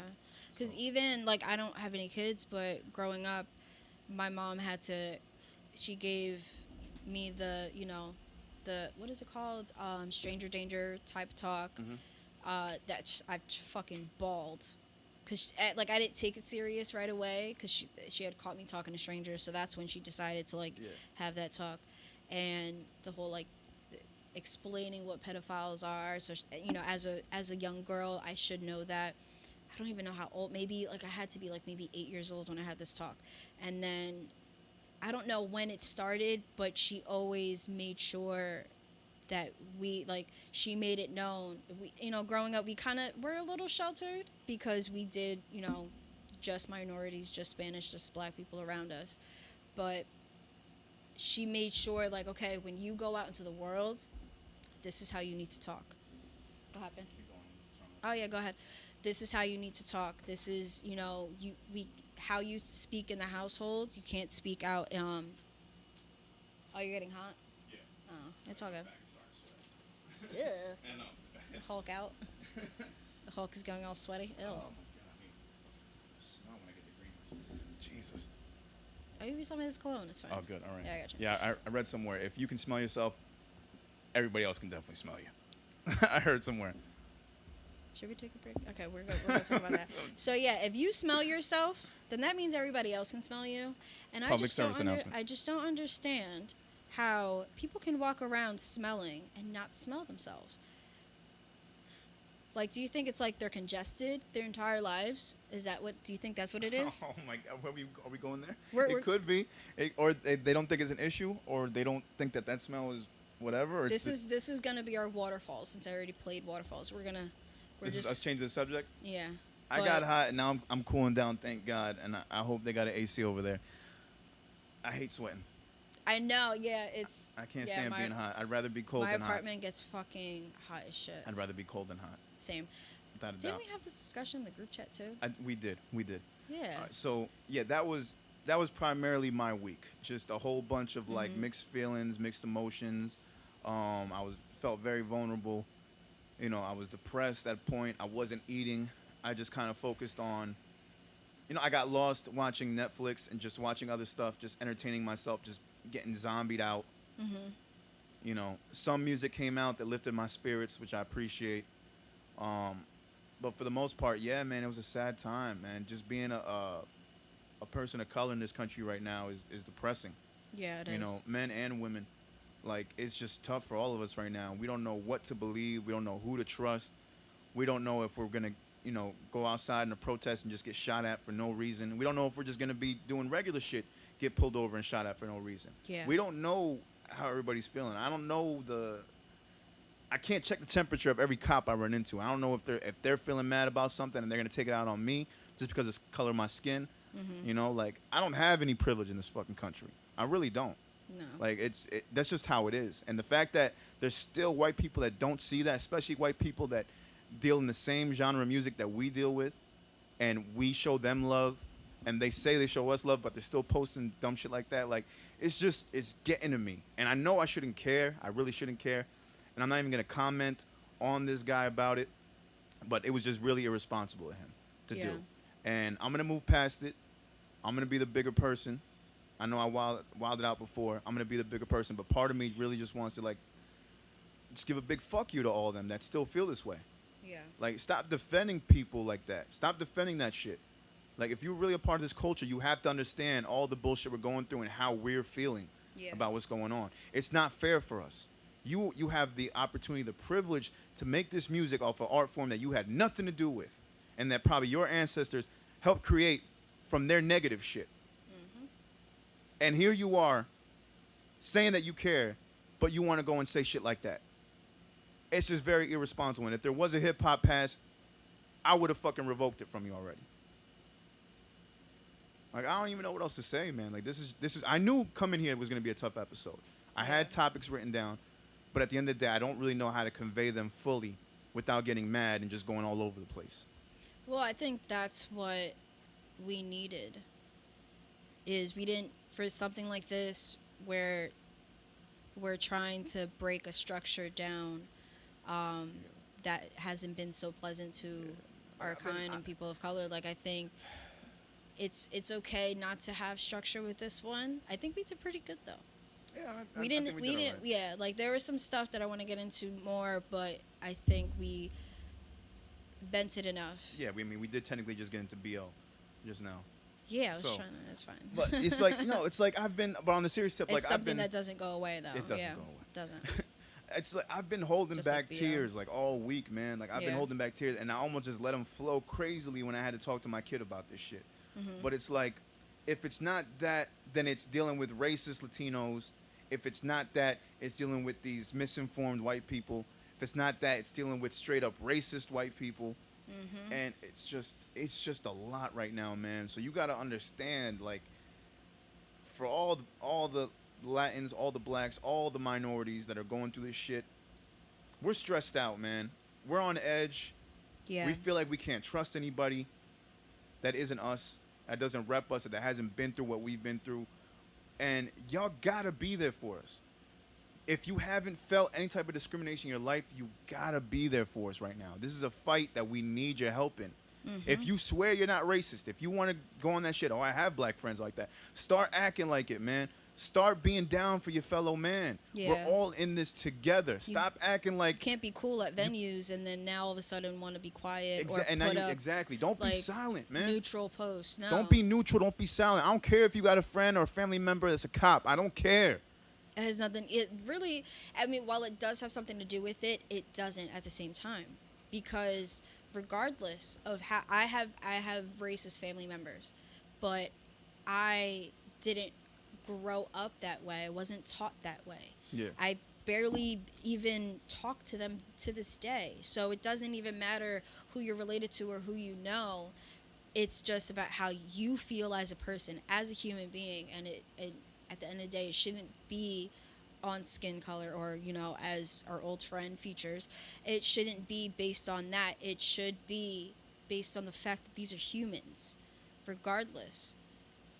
Black lives fucking matter because they're not being supported and they're not being treated as humans. And if you as a human agree with the fact that they should be treated as humans, then you should not be silent. You should not be neutral. You should not think that reposting something is support. Like, especially if you're not even checking for the information. You're not making sure that it's fact. Right. So do something. And if you can't donate, you don't, like, no pressure in donating. But at least, like, be in these protests. Be, you know, stand up with these people that you were cool at venues, or you were cool at work, or, you know, whatever. Like, or who you talk to on the regular, even if it's not right, like, who highlight you. We fucking highlighted this motherfucker. And yet you want to put some neutral shit? Fuck out of here. Anyway. Don't give us 16 bars over a Nipsey beat and then act like everything's okay. For real. That's, yeah. It's a step in supporting, but that's not supporting. It's not supporting. It's. And look, and yeah. let me also just say right now, because I know we're just going off, and it sounds like we got nothing but hate for you motherfuckers. Look, honestly, I do like all you motherfuckers. If I've played your music on here, if Sade's played your music, it's because we genuinely fuck with you, or we fuck with the song. Granted, I don't know most of you personally. Mm-hmm. Now I kind of wish I didn't know y'all personally, because y'all would definitely not be my friend, and y'all would have heard from me if we were friends like that. But it's like, now I got to be like super conscious of who the fuck I'm playing on here, because now, regardless of how big it is, I have a platform. Mm-hmm. And I'm putting your music out there for other people to see. I'm giving you free promotion. We don't even contact half of you motherfuckers when we play your shit. We just tag you. And then you'd be like, oh, I'm tagged. All right, y'all play my music. Cool. You are not sending us payment. We're not paying you to have the song on the show. There is no transaction going on here. Mm-hmm. Half of you don't even know we're playing your shit until the day it's posted, and we're like, hey, we have an If You Don't Know section. We played your song. We appreciate it. Thank you for making music during this time. Yeah. Now I got to be careful for that shit, because you may have put out a dope song, but your values and your agendas and how you see the rest of the world, or how you operate, or what you believe in government-wise or politically or whatever, that now comes into question, and I got to hold you accountable for that. And now I feel bad myself, because if I'm playing your music, then somehow I'm supporting the bullshit that you're putting out. And I'm not fucking with that. Yeah. I'm not fucking with that. If you an All Lives Matter nigga, or you telling me something about the cops, that it's okay for them to do this shit, and you're telling us that to not loot, or we're looking like animals, I'm not fucking with that, and I can't fuck with your music. No. Straight like that. I don't care if you're making banging shit. I don't care. That's the type of, in a sense, boycotting that I can get behind. And it's not even boycotting, it's just not supporting. Because in turn, that this is one person, and it's not, you know, people wanting to boycott a whole corporation, and then you punish the people on the, you know, on the ground working. This is one person that we're, like, that's justified, I think. Yeah. Instead of like, oh, we're not going to buy from CVS. Okay, well, now they're not making enough money. Now they got to start closing stores. Now they got to, like... CVS wasn't on the fucking front line marching with us either. Yeah. Ain't no nigga from AutoZone or a CEO from AutoZone was telling us that they stand with us. No. Y'all were just mad. Y'all white people were mad that somebody was bashing windows. Mind you, it was a white person that was bashing those windows at AutoZone and starting fires. Some fucking Cop. cop or whatever, Disguise. and Well, all black with an disguise. umbrella bashing windows up. And there's black people coming up to him like, what are you doing? He's saying, get the fuck away from me. I'm going to punch you. Yeah. Come on, man. And if we are gonna loot and we are gonna riot, I understand. I don't think that should be at the forefront, but I understand. And if it's, you're like I said before, like you're poking at a lion, and he's bound to fucking go off. He's bound to attack. I understand if frustrations are pent up, but we also need to watch out for what we are burning down. I've been seeing posts about let it burn, and like what the shit that you had posted in your story about the woman in New York. Yeah. And she's like, she's going off like there's a real fucking person who owns that bodega, and it's not a corporation. Like shit like that, like that's a real fucking human being. It's a family-owned business, man. It's a privately owned business. They started with their own money, their Exactly. hard work, blood, sweat, and tears. For that shit to get looted, they don't have insurance money. No. And it's going to be money that they're going to have to save up for. And guess what? The next generation who was meant for that to reap the benefits of now has nothing. Yeah. And now they are back to square one. That family that built that bodega or that small business, That's probably been there for years. for years, decades. they struggled. That was probably passed down from an earlier generation. That's probably the American dream. And they were going to pass it off to their children so that they'd have something to live with and they'd have some money coming in. Now that's been fucked up. And we don't know if it was done by black people that just had no idea at the time, or if it was done by one of these other radical groups that are just there to incite and instigate more bullshit. Yeah. So it's fucked up from every angle, and y'all got to understand that. Yeah. Y'all got to do your research. You got to know what's going on here. It's not just what your friend has been posting on a story. Go use Google, use YouTube. Go just past the first page of search results and figure out what's going on.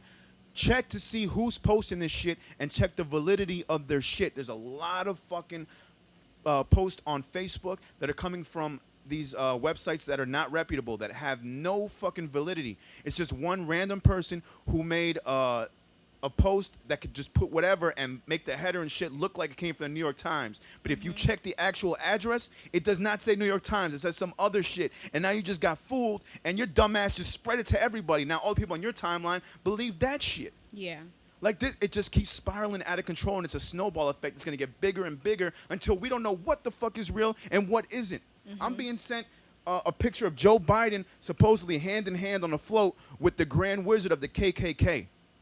It's the first I've seen of this. I'm pretty sure my homeboy that sent it to me wasn't the first person that found this shit. It has to be well known. So if it's true, we should have all known this by now. Yeah, so now I got to we fact check and kinda- see if that's real. We kind of should have known it. I don't know. In Obama We should- years, we should know- we should know that. We should have. If that shit is real, why didn't it come up then? Why didn't it come up? Why is it just now in a fucking IG DM? So I can't believe it. And all it was Biden's face circled, and we all know what Biden looks like, so that was him. And the old white dude that was sitting down, his face was circled. The name wasn't put on there. The caption just said, "Here's Biden holding hands with the Grand Wizard of the KKK." Yeah. Now, believe me, I don't fuck with the KKK. I'm completely against them. But I want to make sure that the motherfucker that's circled in there is that actual person Or it's not before I go photoshopped. and spread that shit and spread those lies about Biden. I'm not saying I'm voting for Biden. I'm definitely not voting for Trump. And it's a lesser two evils at this point. But at the same time, if I'm going to share that information to people, I want to make sure that it's actually valid and that he is there holding hands or in solidarity with the Grand Wizard of the KKK. I Yeah. can't just put that out. No, and it could easily. What was it? The one episode? I learned, like I've never really photoshopped like that, but the one episode it didn't make it to be our cover art. I photoshopped Eminem's face on fucking Black Widow, and that shit. I mean, it wasn't that easy, but it was a little easy to do it, and it was almost believable. Right. Besides, their skin tones were a little different. So with that same But- picture, they could have just photoshopped Biden's face on it. Yeah. Or they could have photoshopped the dude from the KKK's face on there. So Yeah. we gotta fact check this shit. You can't just believe everything that's sent to you. Especially the internet, bro. Especially the internet. Anybody can create shit and make it look. All these fucking memes. If you see a meme, if I just type it out on Twitter, it's okay. It might make some sense.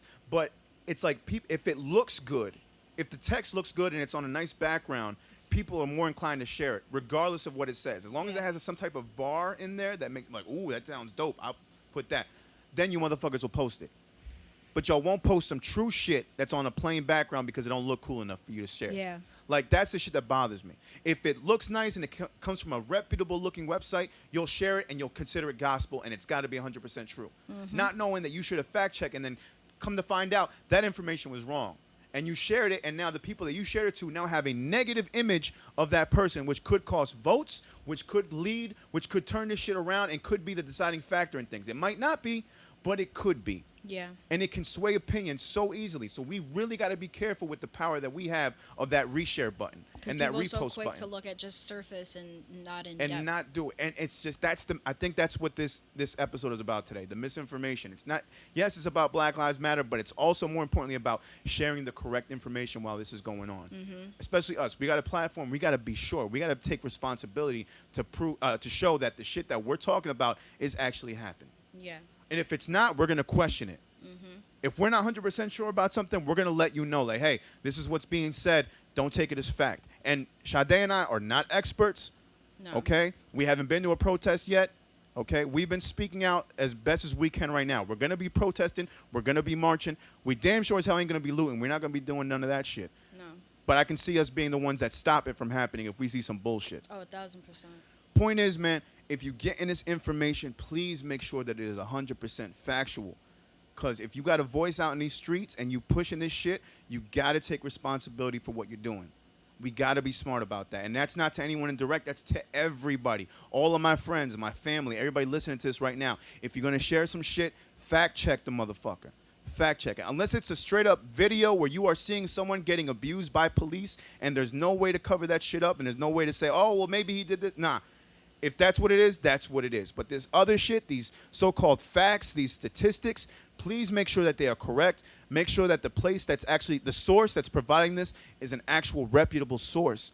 We got to be smart about this shit because a lot of people listen and they don't know where to go. They just wait till something's given to them and they run with it. You got to be mindful of that. Got to be mindful of that shit. Where do we go from there?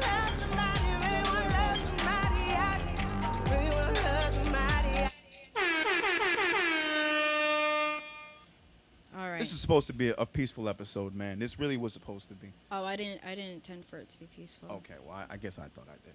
Yeah. So, oh no, yeah, I was holding in a lot just because I didn't want to sound like a robot on here. I wanted to make sure, like, okay, the only thing that I had typed out was my like closing notes with that whole thing. Which was great, by the way. That was great. Thank you. That's gonna be the clip. Like, nothing else needs to be said in this conversation. I don't even want to give more fucking attention to these people. No. So my week was So my week. I've been trying to get myself on like a set schedule. And okay, like I take a day off to like disconnect and unplug. That was not fucking possible this week. And I felt like while Monday or Tuesday would have been, my day, then Wednesday's like, okay, hit the ground running with work and shit. I felt like it was an injustice and I shouldn't disconnect, especially at a time like this. Yeah. So I made sure I stayed connected. I went through all the new releases and I still was, while I was doing that, was still connected with the world and still looking at shit and making sure that, it's a fucking heavy ass week. It has been. Yeah, man. No, it's been tough for all of us, man. This has not been an easy week. No. This has not been an easy month. This ain't been an easy year, man. Like all this shit, and now we're getting word. When we were taking our break, we got CNN popped up saying that all of a sudden there's 20,000 new cases of corona, and in my head I'm just like, how? How are we finding this out? Oh, no, those numbers are fake. How did you find out in one day that there's 20,000 new cases? No, that's just a way to scare us to come back inside. It's a headline. It made me click on it and check it. So they probably got some I seen that earlier this week. Yeah, they got some traffic to the site because of me. But it's like, that's me going in and fact checking, reading the fucking article, seeing who it's from. All right, CNN. Do I trust them 100%? Not really. No. Not really. And then I question everything because you give that headline, but nowhere in the article did you mention where those people were they in a protest? Like, if they did protest, did they go and get tested the next day? Yeah. Were they in the hospital? Were they sick already? Did they interact with people that are already sick? Like, the 13 or whatever number that died, did they protest and just die the next day? Like, what's going on? Yeah, then they had I saw an article today or yesterday. I seen that one a few days ago. Then the one today or yesterday about Georgia, about like 4 or 5 thousand cases or whatever. But besides the point, I mean, we should know by now that is just them trying to control us to want to stay inside. But if we take the right precautions, we should be fine to be outside. So regardless of that, I tried to maintain my schedule, waking up early, being active, going outside a little bit. While it's been a heavy week, that has helped me, because I had to make sure that I didn't want to shut down and be too depressed about this, because I think if it weighs on you and you let it weigh on you and drag you down, then how can the fight go on? Right. So I tried to make sure, like, okay, I want to set myself up so I can have an early day, get shit done, maintain my fucking sanity. And while I had dark moments this past week and past couple weeks, that has helped me. It's helped me, like, okay, I have a little bit of structure. I have some plan on what I'm going to do to help fight and support. And, yeah.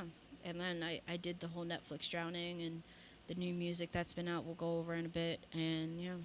Yeah, it really made me appreciate new music when it comes out, especially from some of my favorite artists, man. So, I mean, we can. You want to get right into that? Yeah, we can get right into that. So the 3 projects that have given me life, mainstream projects, because there's a whole lot of underground stuff that I've been listening to as well, like Prospect's Colorblind song. That's always good to hear. I mean, the dude made it 5 years ago, and the shit's still relevant. Like, that alone, like, that is, not only is it great, but in a sense, and this is no shade at Prospect, it's sad. Yeah. Because a song like that is still relevant from 5 years ago. Like, he would have made that yesterday, and I would have believed it. Oh yeah. The only thing that changes was the names. Obama in his no, not really. It wasn't really a speech, Town but hall. in his talk, yeah. He had referenced, I can't remember, I think it was Baldwin, a book that came out 50 years ago, and he said exactly those words. It could have came out yesterday. Could have came out yesterday, man. So that Yeah. goes to show you that how much shit hasn't changed. Yeah, we're marching. Yeah, we're doing this. But in the past, has it changed anything? No. Traditionally and in other countries, when people stand up and prove that, there's more people than there is government, shit gets done. Yeah. Shit gets done. And you know what? If we got to fucking loot and we got to fight the people and we got to fight the system to make shit happen, then I guess that's what's got to happen. But again, it goes back to what I said before.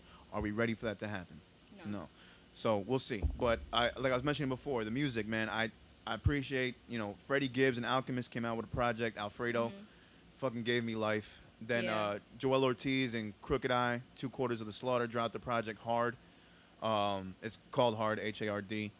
Great shit. And then yesterday, by surprise, Run the Jewels released their album early, Run the Jewels 4.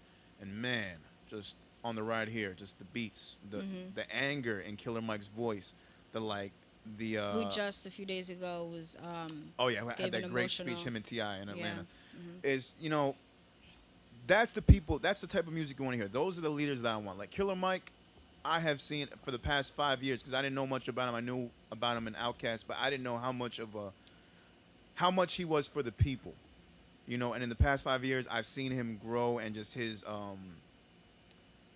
message is spread across the nation, across the world, and how much respect he gets from everybody in the hip hop community. He's someone that I look up to, not just as a hip hop artist, but just as a human, just as a leader, like for human rights. And it's not just for black, even though just speaking to him, you can tell he's all about African American rights and everything, but civil rights and just human rights at the end of the day. Like any injustices, he's there to speak out.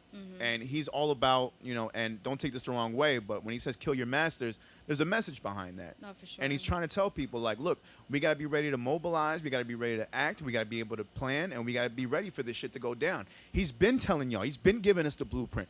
Been giving us the recipe. Learn how to grow your own food. Support black businesses. Like, get ready for revolution. Get your firearms. This is the Second Right Amendment. You are allowed to have a firearm if you've passed all the requirements. You should be able to get one regardless of your color.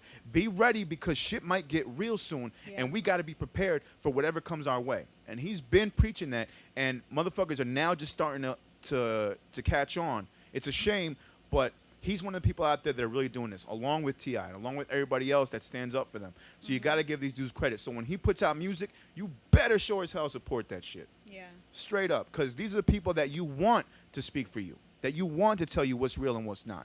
I believe in Killer Mike, and I believe in LP, and they put out a great fucking project. So shout out to them. Shout out to Freddie Gibbs. Shout out to Alchemist. Shout out to Joel Ortiz. Shout out to Crooked Eye. So can I say what I was going to say? Please do. Well, you just Sorry. bypassed everything. I really did. Go ahead. Shit. Sorry.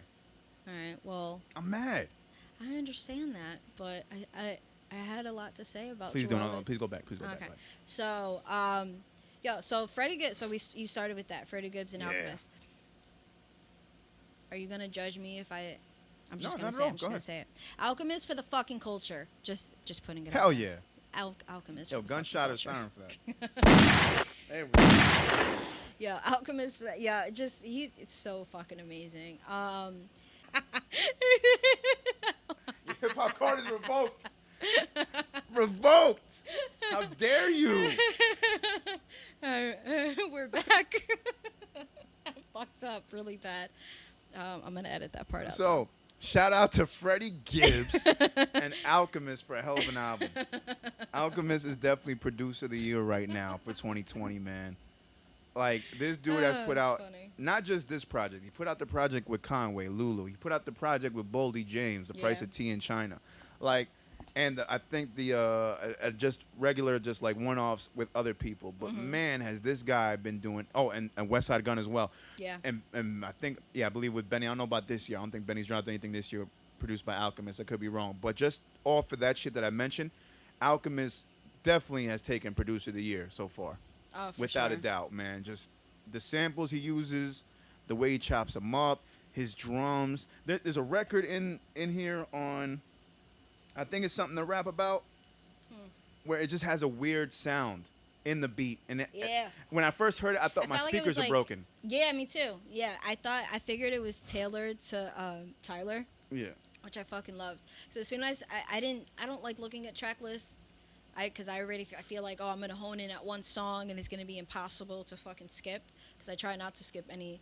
But once I saw Tyler, it when you pull up the album, I was like, oh fuck. So I just waited. I'm like, damn it. Oh man, and shout out to Tyler too and Freddie, and because you're seeing, I think it's just Alchemist getting them all together, but you're seeing collaborations between Griselda, Tyler. Because Tyler was just on Lulu. Exactly, and he was on West Side's album as well. Yeah, so yeah. you're seeing them all working together. I don't know if they were together in the studio or just sending beats back and forth, but I'm loving the collaborations. Like, Tyler sounds great on those beats. Yeah, You he know, and does. regardless of what you think about Tyler or whatever his stance is, because I don't know if he's gay, bi, or whatever, but the motherfucker can rap.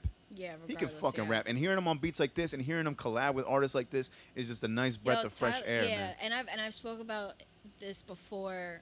Tyler's growth is Oh yeah, insane. Like I was a Odd Future fan, and from Wolfgang and all that shit to now, it's insane. oh yeah. Project by project, feature by feature, it just doesn't, like, it's still good, but it just gets better and better. Right, and as good as that last one was, I know it was Grammy nominated, and it beat DJ Khaled. I remember that was like a big thing There's that a week. Flower Boy. No, the one after Flower Boy. Igor. Igor. Okay. See, well, I was saying, as good as that was, I personally prefer Flower Boy. I was a bigger fan of Flower Boy. Yeah, same. I liked Flower Boy better, but I still appreciated Igor, especially Yeah, like absolutely. some songs I still listen to now. It just wasn't the classic traditional hip hop album. Yeah. Then again, Flower Boy wasn't really either, but it had more Because Tyler hip hop doesn't elements usually, in it. yeah, Tyler usually doesn't like conform. Like, he'll change it up every now and then. And I appreciate that too, because he's like Kanye in that sense, where he's not going to do the same album twice. No. So I feel that, because if you want old shit, go listen to the old album. Yeah, Like, this pretty is much. someone growing and maturing, and you got to respect Tyler for that. He's definitely been one of those artists that has grown more than anybody else in the past 10 years. Oh, 1,000%. I will say that. Like, yeah. because after a while, it's like, was I really? I'm not ready to hear another album of him being in that grungy voice. Like, I just got tired of it. After Cherry Bomb, I kind of gave up on Tyler, but then Flower Boy came, and everything else that he'd done before, and the songs with ASAP, the freestyles, the shit with Pusha T. Yeah. Like, I was like, yo, Tyler still got it in him. When Igor came out, I did the one listen, and at the end of it, I'm like, I think I even, in the middle of me listening, I had put on, like, my story or post or whatever, like, yo, progression is amazing. And, like, after I listened, just the one listen that I went back to, like, Yonkers and fucking, you know, She and all that good shit from back then. And then I listened to Flower Boy again. Then I went back to Igor, and it's just, damn. Yeah, the progression Tyler's is fucking real, man. Hot commodity, yo. So, It's and special, you can yo. tell, like, the influence from Pharrell and from Kanye on that Flower Boy album, and just his progression in general, because I feel like he always wanted to be that guy, and now with the Igor album, he cemented himself as like an actual artist. 1,000%. You know, so much love to him on those records. But yeah, I mean, with Freddie Gibbs is like slowly creeping up towards my top 10. Like, he's just that consistent. All his past projects have just been dope. The one with Madlib, Bandana, from last year was amazing. I should have forgot about that, His first one with Madlib was Pinata. That was fucking amazing. Like, this dude has just been killing it. And when he's on other people's records, he's killing it, whether it's with Currency. And, the tape with Currency, Fetty. Also, Alchemist produced beats. Yeah, that's right. So this ain't the first time that he's worked with Alchemist. So it's like, it's just fucking amazing, man, the shit they're doing. And then you got Joel and Crooked Eye, who I will admit, although they were great beats by the Heat Makers, I was really just more concerned about the lyrics, because they're lyricists. Yeah, where it and the comparison of those two projects, I was more, and I love Freddie Gibbs, but I can't just ignore the fact that, like, I can't ignore Alchemist. No, So I I can't. was more honed in, like, I had to listen to it a few times because I was so honed in on the beats. Where with Hard, with Crooked Eye and Joel. well, I mean, do we still call him Crooked Eye? Yeah. Sure, yeah. So with, you know, Crook and Joel, I was definitely into lyrics. And that, man, I hold on, let me scroll. So let me find it. So this was the one project I was most excited about. I'm a huge Slaughterhouse fan, and while getting half of them was amazing, and I hold on, I gotta go through my notes because we're like way too excited about this. With them dropping solo projects and Joyce or like Lucy's and shit like that, and that's counting Royce and Joe when he had solos. It was the hope of maybe Slaughterhouse will come out. You know, maybe they'll come back again, and then they're beefs, and then now they're cool. This project was definitely amazing to have because I always wondered how they would age. Like, not individually, but if they came back together in this current climate, would not. I don't want them to sound the same, but I still want them to be, you know, amazing. And this gave me hope. It did. No, for sure. It did. I mean, Joel's last project, Monday, was great too. I think it was one of his best projects that he's put out. Monday was good, yeah. So this was a nice little, like, I guess, appetizer for their next albums. Yeah. You know, especially Crook getting that big cosign from Eminem last week, saying that he's one of the most underrated rappers. Like, Yeah. that was a big deal last week. So. Which I was gonna mention that I had that in the what is it called? I had that in the notes. In the docket. In the docket. I had it for last week, but we had our guests and shit. Yeah. So it's not that I was a little dismissive of it, just because Of that cosign? Yeah, just Okay. because it's not that. To me, it's like we know this already. We know he's underrated, but then I guess as a hip hop head and as a Slaughterhouse fan, I already know that he's underrated, and I know like he's amazing, because Crook is fucking top. But for M to say that and it like, oh my god, like Crook has been around for a very long time. But it just goes to show you how misinformed people are and how big of a deal that is, because I didn't. Yeah. M's got. He's highlighting his boy and I don't know. Not that it rubbed me the wrong way, or But it like needed I was to be done. Yeah. And yeah, I someone guess like you're M right. who has that power, because he's getting not only the hardcore hip hop fans that know about Slaughterhouse because they're M fans, but you're also getting now the casual hip hop fans that don't know shit about Slaughterhouse, never heard of Crooked Eye, unless they were featured on M's album. Yeah. But now I'm like, oh, okay, who's this guy, Crooked Eye? Oh, he's on a group that called Slaughterhouse. Oh, Joe Budden, I know about him. Oh, they were signed to Shady. They used to be a group. I'll check them out. Boom. That's what that does, and that's True. needed. Yeah, Like when you're you right. have, You're absolutely and it's right. another Yeah. it's another example of a white person with an incredibly huge platform showing love to people of color. I got it. Yeah. Like it's something that needs to be done because you have so many misinformed people that don't know about Crook's greatness. And True. now with that, you're listening to Crook's newest project, and boom, now you hear about Joel Ortiz. Yeah. So this is all. That's how you want to snowball shit. That's how you want to lead positive change, especially in music. And that's what a white person can do for the POCs. So little by little, like M's doing it right. I don't know if he spoke out about what's going on, but that right there speaks volumes. No, and for you sure. got to give people like that credit because he's for the culture. He's showing love. He didn't have to do that. He already signed the dude. He already No. gave him money. I felt like he should have done that a long time ago. I think that's what kind of irked me about it. Was like, all right, you're saying this now. This was a long time coming. It you seems could all have right, it said seems it a long convenient. time ago. Yeah. Okay, I can see that. Like in Okay. that sense, where it's not like I can't find the words. Like not that I was so dismissive of it, but just the fact, like, really, what the. Oh, now you guys want to mow the lawn? Jesus Christ! Oh, Sorry. is that gonna come out? I really hope that's not gonna come out. No, it's not coming out. Okay, Okay. cool. So back in.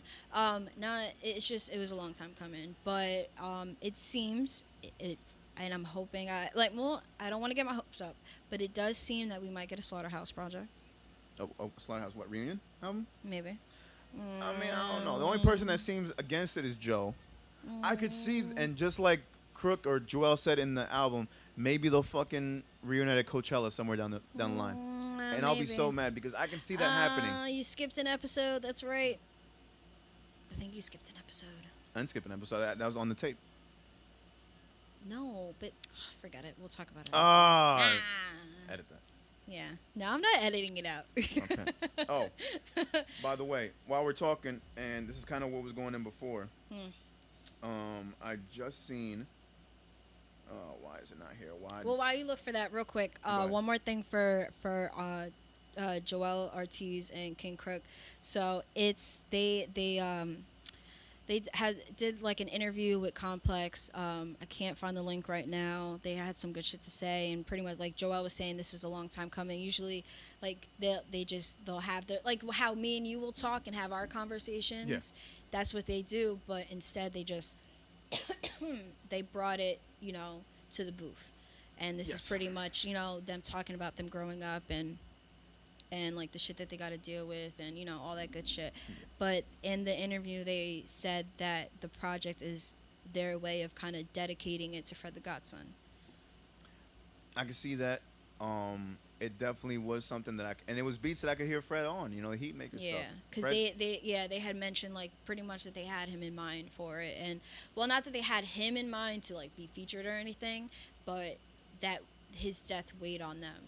Oh, So, absolutely, man. I 'cause mean, he it's was Fred one of the the top, Godson, yeah. one of the top So spinners. it's like their dedication. I mean, he could have been an honorary member of Slaughterhouse. Like we Different, we can't deny the greatness of Fred the Godson, man. As far as like rap, like you want to talk about bars, like this guy had it. This guy had punchlines like no other. For real. Like everything. The guy was just coming out of him like it was just like it was nothing natural. Just he was dope. Before we get to more new releases. So yeah, we won't. Like I was saying before, and this just because we're doing this live, this is coming in, and we have our phones out. I have more information. This is coming from the Shade Room. Now, this is being reposted by somebody else, but it's from the Shade Room because it has their logo, their watermark on the picture. But the headline says, and again, we will fact check this. So what I'm telling you right now, it's not 100% correct. I don't know if it's real, but I'm just putting it out there to see if this is true, and we'll come back to it and see if it's true. Kanye West has reportedly set up a college fund for George Floyd's daughter, in addition to donating $2 million to the families and legal teams of Ahmaud Arbery, Breonna Taylor, and George Floyd. This was reported about less than an hour ago from the Shade Room. Yeah, 15 minutes. So, everybody that was, ragging on Kanye about not speaking out, about not doing anything, if this is true, that's a good look. Like we said, you either speak out, you donate, you help any way you can, but you got to do something. You got to let people know that you're standing with us. You're standing with all the people of color. So if this is true from Kanye, we salute you. We know that you got some crazy ass agendas in your head and you're probably not all there right now. Maybe you're getting better. But if this is true, much props to you, man. Yeah. But again, we got to fact check because I can't take shit. Yeah. I can't take all this stuff at face value right now. I got to do my research. Not But at if all. that's true, that's what's up. All right. So you were saying? Back to new music. So, so the Eminem thing, right? I wasn't going to mention this, but in that interview, live, whatever, that he was doing for Marshall Mathers' anniversary, was it Marshall Mathers? One of his projects, I forgot. Yeah, Marshall Mathers LP. He had said that his current favorite album or whatever was Young M.A.'s Red Flu. Which is a surprise. That was surprising. Yeah, but from so this was I guess because it had just came out, it was probably, I think, within the same week or like that same weekend when it dropped. And when usually we'll do the chop up every other week, so when we get to new music, I'll listen 2 weeks back. I listened. I think it's trash, honestly. Now, what was trash about it? I have not heard it, by the way. I don't know if it's because maybe what like Joe and them say, like, it's outside music. Maybe it was that. Maybe it was because I didn't really this week have like a chance to disconnect. So everything in the back of my mind, while Freddie and Joel and Crook weren't really talking about the topics, they were talking about the topics, and it wasn't like Black Lives Matter exactly. But maybe this wasn't the time for her project. It was just a bunch of bullshit. Okay. Just bullshit. And I don't think, if, repping New York, I don't think she did New York justice if we're just talking about hip-hop and not, like, the content.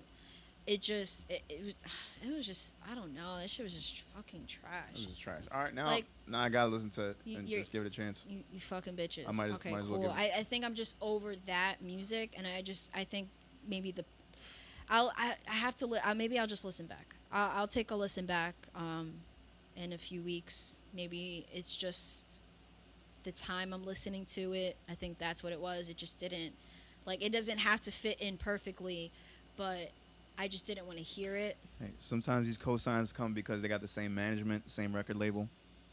I forgot what she's. I don't think Eminem's taking payment to say these types of things. And nothing against, I met her before. She's cool as shit. She used to eat at, she used to come to my restaurant all the time, but just like, man, I didn't like it at all. At all. Okay, all right. It was just like bullshit after bullshit. She didn't say anything real. Was it what you've heard in the past from her? Yeah. Oh, okay. So no growth, no maturity, just kind of the same thing. Yeah, no, none of that. Okay, fair enough. I've heard some maturity from her. Did I say right? Yeah, whatever. And I've heard some growth and even like some good content from her. And it doesn't have to be heavy shit. She doesn't have to be talking about heavy shit. You want to talk about fucking bitches? Talk about it. But I've heard better freestyles than this project. Okay. It was just okay. Which that sucks when you hear a great freestyle by an artist, but they can't give you an album. No. Like I've no. So I mean, I'm not gonna completely write her off. It happens. Did you get to Styles P? That one I did not get to listen to actually, but I'm mad that I haven't because I've heard great stuff about it. Oh, it's so good. It's so good. And with the title that it was, "What Goes Your Enthusiasm." I'm a big Larry David fan. I know. That's why I thought you would. And Curb Your Enthusiasm is one of my favorite TV shows of all time. So for me to not listen to it, I'm disappointed in myself. Yeah. But at the same time, give me a fucking break. It's been a tough week, and I was really just anticipating those 3 albums. As much of a Styles P fan that I am, I didn't listen to that.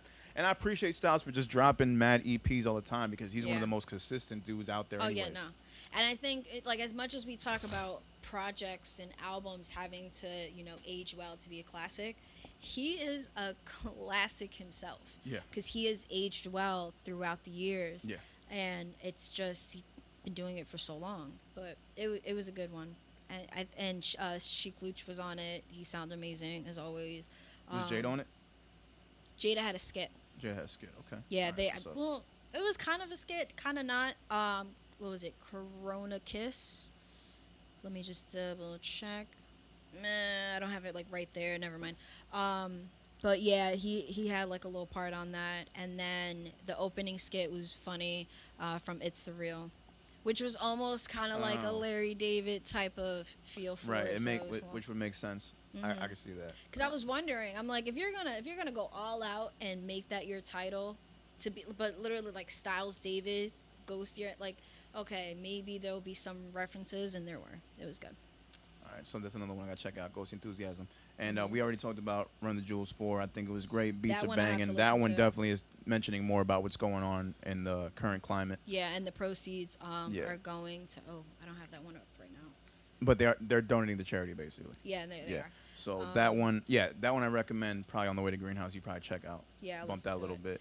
Oh, go ahead. No, I mean that's it as far as new releases. That's pretty much what I've been listening to. I'm gonna get on the Ghost project, and I'll listen to the Young and May. I know other shit's dropped as well, but I just haven't gotten into it, and it just hasn't sparked my interest Yeah. much. I'm really just anticipating that Blue album, the Blue and Exile album. Oh no, 1,000%. I mean, I can't wait for that. That's one. another month from now, but still, like I'm Yeah. anticipating that. There's not really anybody else at the moment that's announcing anything that I'm hyped for. You know, because I'm sure it's gonna come out after the summer or during the summer. But as of right now, that's pretty much it. Those 3 albums I'll probably be bumping for the rest of this month. Yeah. Probably And then after. for anybody who needs not really like a distraction, but a little bit, I listened to some other new music. Monday Night and Henny Low. I can't read from here. No, there's nothing to read. It's just, What? no, nothing. It was Oh, you're fucking weird. sorry, go ahead. No, you're good. Monday Night and Henny Low, let me see, they came out with Battlestar Decorated. So it was part of, because I get my new releases from blogs. I'm still in that. It was part of the new releases, but this dropped in April, so it's still kind of new. It was more of a dope house highlight. That's why they had mixed it up with the Okay. new releases. It's a dope project, super chill, kind of like, light a blunt too. Amazing beats. Some of them I can kind of hear Griselda. It was a little gritty. It was good though. Mainly like boom bap. They had some Dilla vibes. Premier. I was gonna say I'm still new to these guys, and I believe they're part of a collective. Monday Night dropped a solo project in the same week. Just actually it was like a day before, which was pretty good. I think Monday Night is the one that kind of gives me Trip vibes. Like his voice is similar to Trip, like that okay. that heavy like deep voice. It Shout was out to good. Trip. Henny Low dropped. Oh yeah, shout out to Trip. Shout out to Love Trip. you, man. Love you. So Henny Low or Elo, whatever. He dropped another joint like right after that one, or before whatever, with Psycho Kid or Sid or whatever. That one was actually really good too. So yeah, Psycho Sid. yeah, Psycho Sid. I don't know why I said kid. I'm looking at it and it's SID. I'm like, whatever. I fucked it up. Whatever. Styles P. Coda the Friend. Have you heard of him? Yeah. I just haven't heard the new one or the project before, but you told me about him. I heard the single he did? had with Marlon Craft. I told you about him. Yeah. Well, no, you haven't told me about him, but I knew about him already. Oh, okay. Like I know No, about because him. I've seen his name around, and then I didn't know about his other project. Oh, my back. And what was it? I think the last time we talked about new releases, he was a feature on one of them, I believe. Yeah.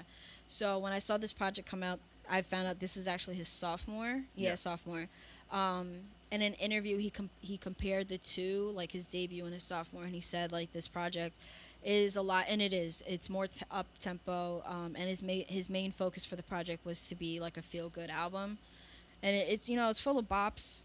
My favorites are BQE, and that one has Joey Badass, Right. and I forgot somebody else, and then Long Beach was good. There's features on Long Beach. I just don't remember them right now.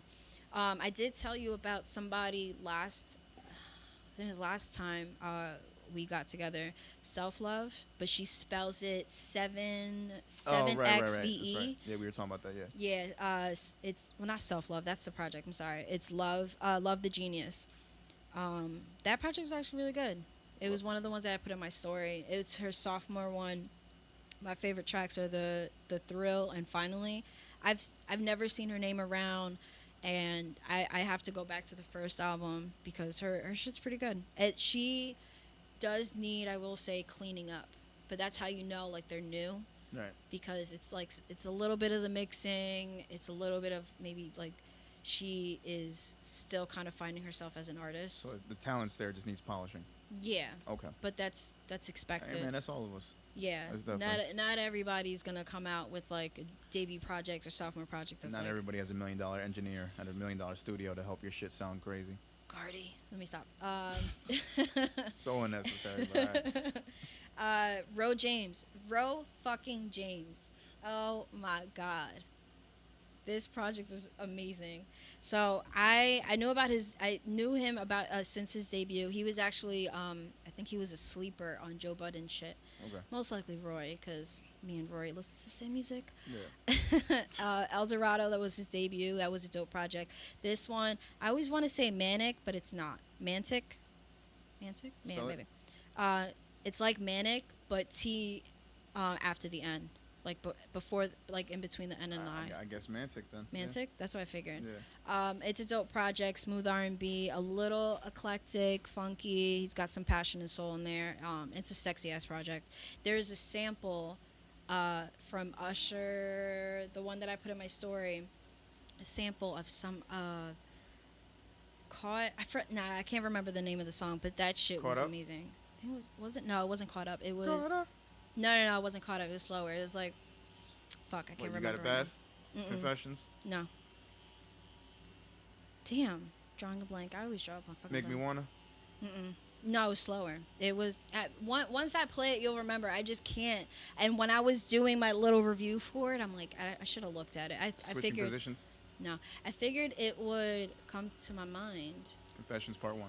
I hope I'm sorry for the listeners because that fucking that shit is annoying, the mower. But it was a good one, and a little piece of advice. It is 52 minutes. If you are going to play that with your special...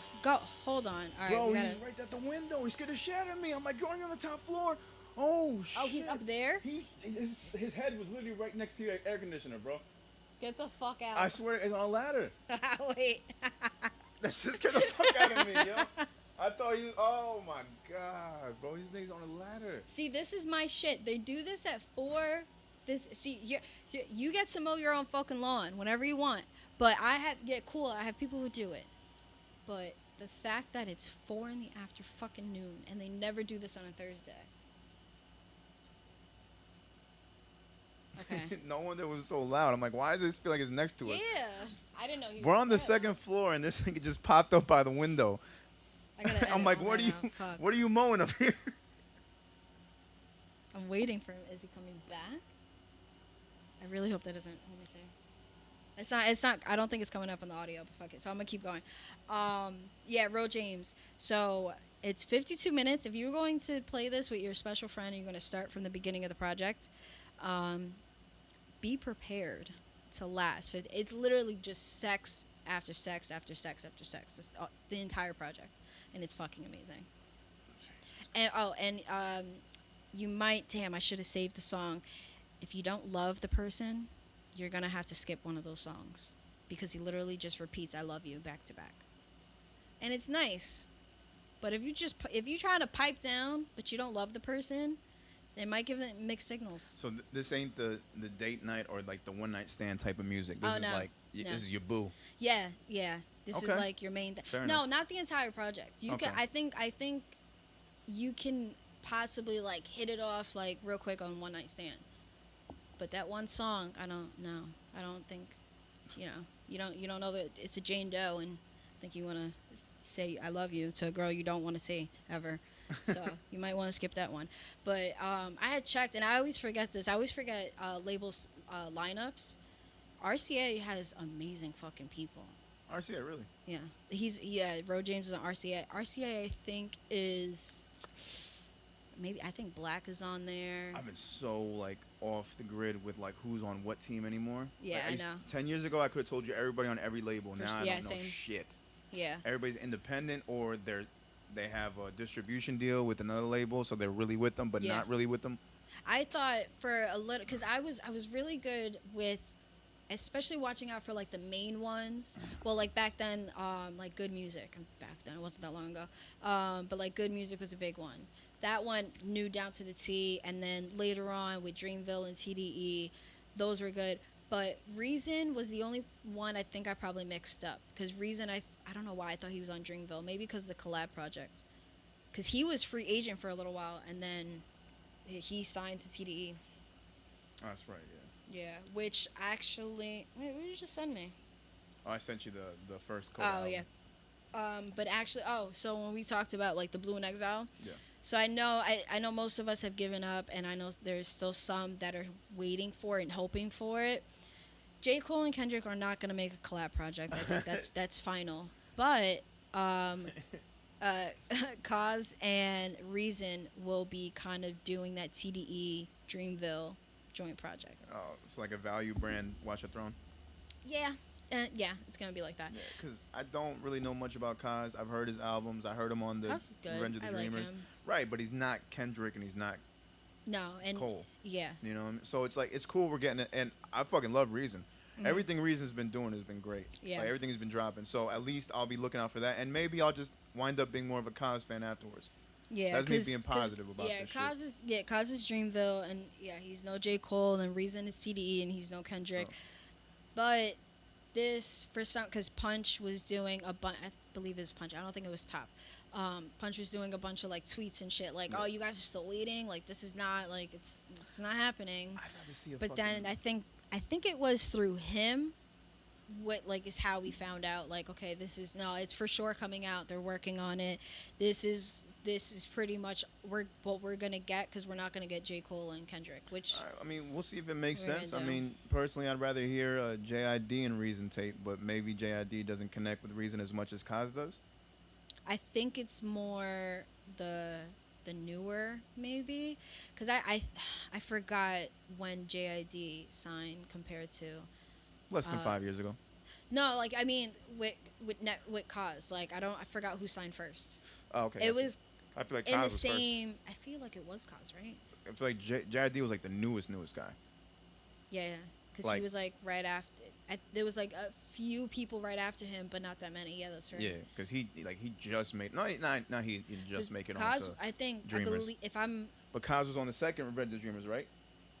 Cause, Yeah, was he on the second Revenge of the Dreamers? yeah, All right, well there you go. Because Jid wasn't on until the third one. true, maybe. Yeah. I'm not entirely sure. I'm assuming Kaz was on the second one. I'm just assuming. I could be Yeah. wrong. I got to Because fact Cause, check I now think, myself. was one of them where it's almost like shit. What's his homeboy from TDE that had all that, who was signed and went years before Redemption. Who was Okay. shit, I can't remember his name. J something. Or I'm probably completely blanking on the J. But the Redemption album, that artist, I can't remember his name right now. J-Rock. Oh, see, that's why I was trying. That's why I'm like, Because I tell thought me you the were saying name. something complete like it starts with a J, but it's not actually J. No, I just forgot. That's why I'm trying, like, looking at you to give me the name. Okay, and like we said, fact check. I just fact checked. Kaz is on Revenge of the Dreamers too. Okay. No, Had to I make don't- sure. He's on a song called really? Backseat with Ari Lennox. Which I remember that song now. No, the Backseat, that was a really good one. I don't really want to fact check. And he was on Tabs featuring Boss. Do we have some leeway on not fact checking? We have some leeway on that. Oh, it's up to us to fact check. We have to. But if we're not gonna fact check, we have to say we Okay, didn't what fact it? check. Oh yeah, no, I've said that all the time. I want it, like, if we, because I'll be like, I'm not fact checking this shit. But how about if we're like talking not be shit? No, I have in the past. It's recorded. They can just go to the episodes. What you do? It's usually when it's like bullshit. I can't stand you, yo. Oh shit! I'll be like, correct me if I'm wrong. I ain't fact checking that. Let me stop. I'm joking. Actually, part of it's true. All right, so that I've listened to a few more. There was some standouts, some not. But overall, go fucking listen to some new music, cause we need the outlet. Yeah. That's for sure. Damn Skippy, man. Maintain our fucking sanity. Trying to we're think of into what else. I don't think we really need to get into topics. There wasn't that much that Oh happened. no, I didn't mean like talk about if you don't know. to the next topic. Oh, because you're away from the mic and I can't hear you. Oh, my bad. Sorry. We're getting to the if you don't know. My apologies. If you don't know. You don't know, now you know, nigga. Are you gonna? Yes, I will do so. So, the first one, can't. well, actually, my only one this week. Are you only gonna do one? I thought that was okay to do one. All right, I'll do two. Well, no, it's really because the Instagram video. That's why. You're right. You're fucking right. Okay, so first one comes from, or if you don't know, from That was the softest clap you've ever done. No, no, stop out. No, I appreciated it because in editing, it's like, okay, we're back. So we're back. All right, yeah, you're first if you don't know. Go ahead. Oh, funny story about that. So I sent a message to somebody who had just done some dope shit, and I went like this. I sent them the audio message on Instagram like this. I was like, I know you're probably wondering what that is. That's the sound of one hand clapping because I'm holding the phone with the other hand. But I just want to tell you how fucking great of a job you did. That person thought the worst of me when they heard that because they didn't know what the fuck that was. It sounds really bad. It sounds really bad, but I was like, it sounds bad in the until I said, yeah. You hear that? That's the sound of one hand clapping because you did so fucking great. You could have snapped. I could have snapped. Well, point was the person didn't know what to think about at the time, and they were a little confused. And it was a weird moment between us. We're over it. Okay, you guys so have a lot of weird moments. I know. We don't have it to really say the is. person. It really is. Okay, so if you don't know, comes from our guest last week.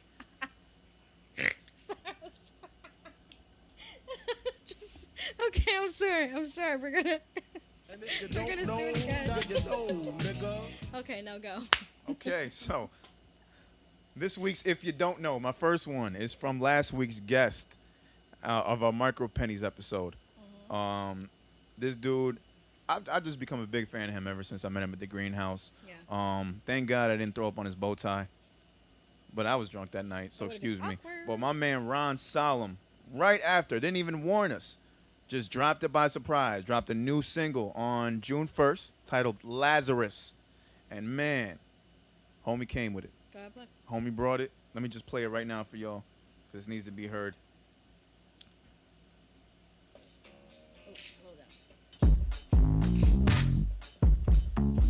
Hey, I don't know who did the production on this. And this was just recorded in his room while he's been in quarantine, so shout out to him. That shit sounds crispy. We've been playing it a little bit too on the past clips of the past episode. Ron Solemn, you got one right here. Artwork is beautiful.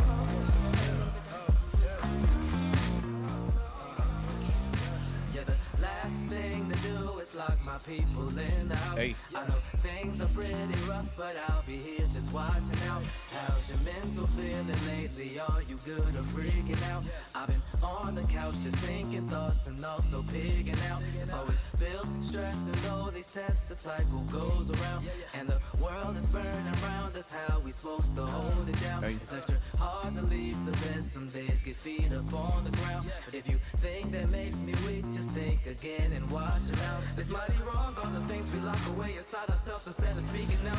We fuel the problem by being silent like we're blind instead of turning mighty mouth. And I got friends that I know relate to me but can't get help because they don't know how. So when I rise up from every tomb, I hop back on the scene and then I sing it loud, sing it proud. I think I made the devil mad again. I keep on coming back like Lazarus. I guess I gotta kick some ass again. My haters freezing up like mannequins. Evil eyes just give me cash to split. I'm David Copperfield with magic tricks. Only thing that's really magic is I bend but never break. I think I made the devil mad again. I keep on coming back like Lazarus. I guess I gotta kick some ass again. Shout out to fucking Ron Solemn, man, for good, killing that that was shit, bro. Definitely making this music to reflect the times that we are currently in.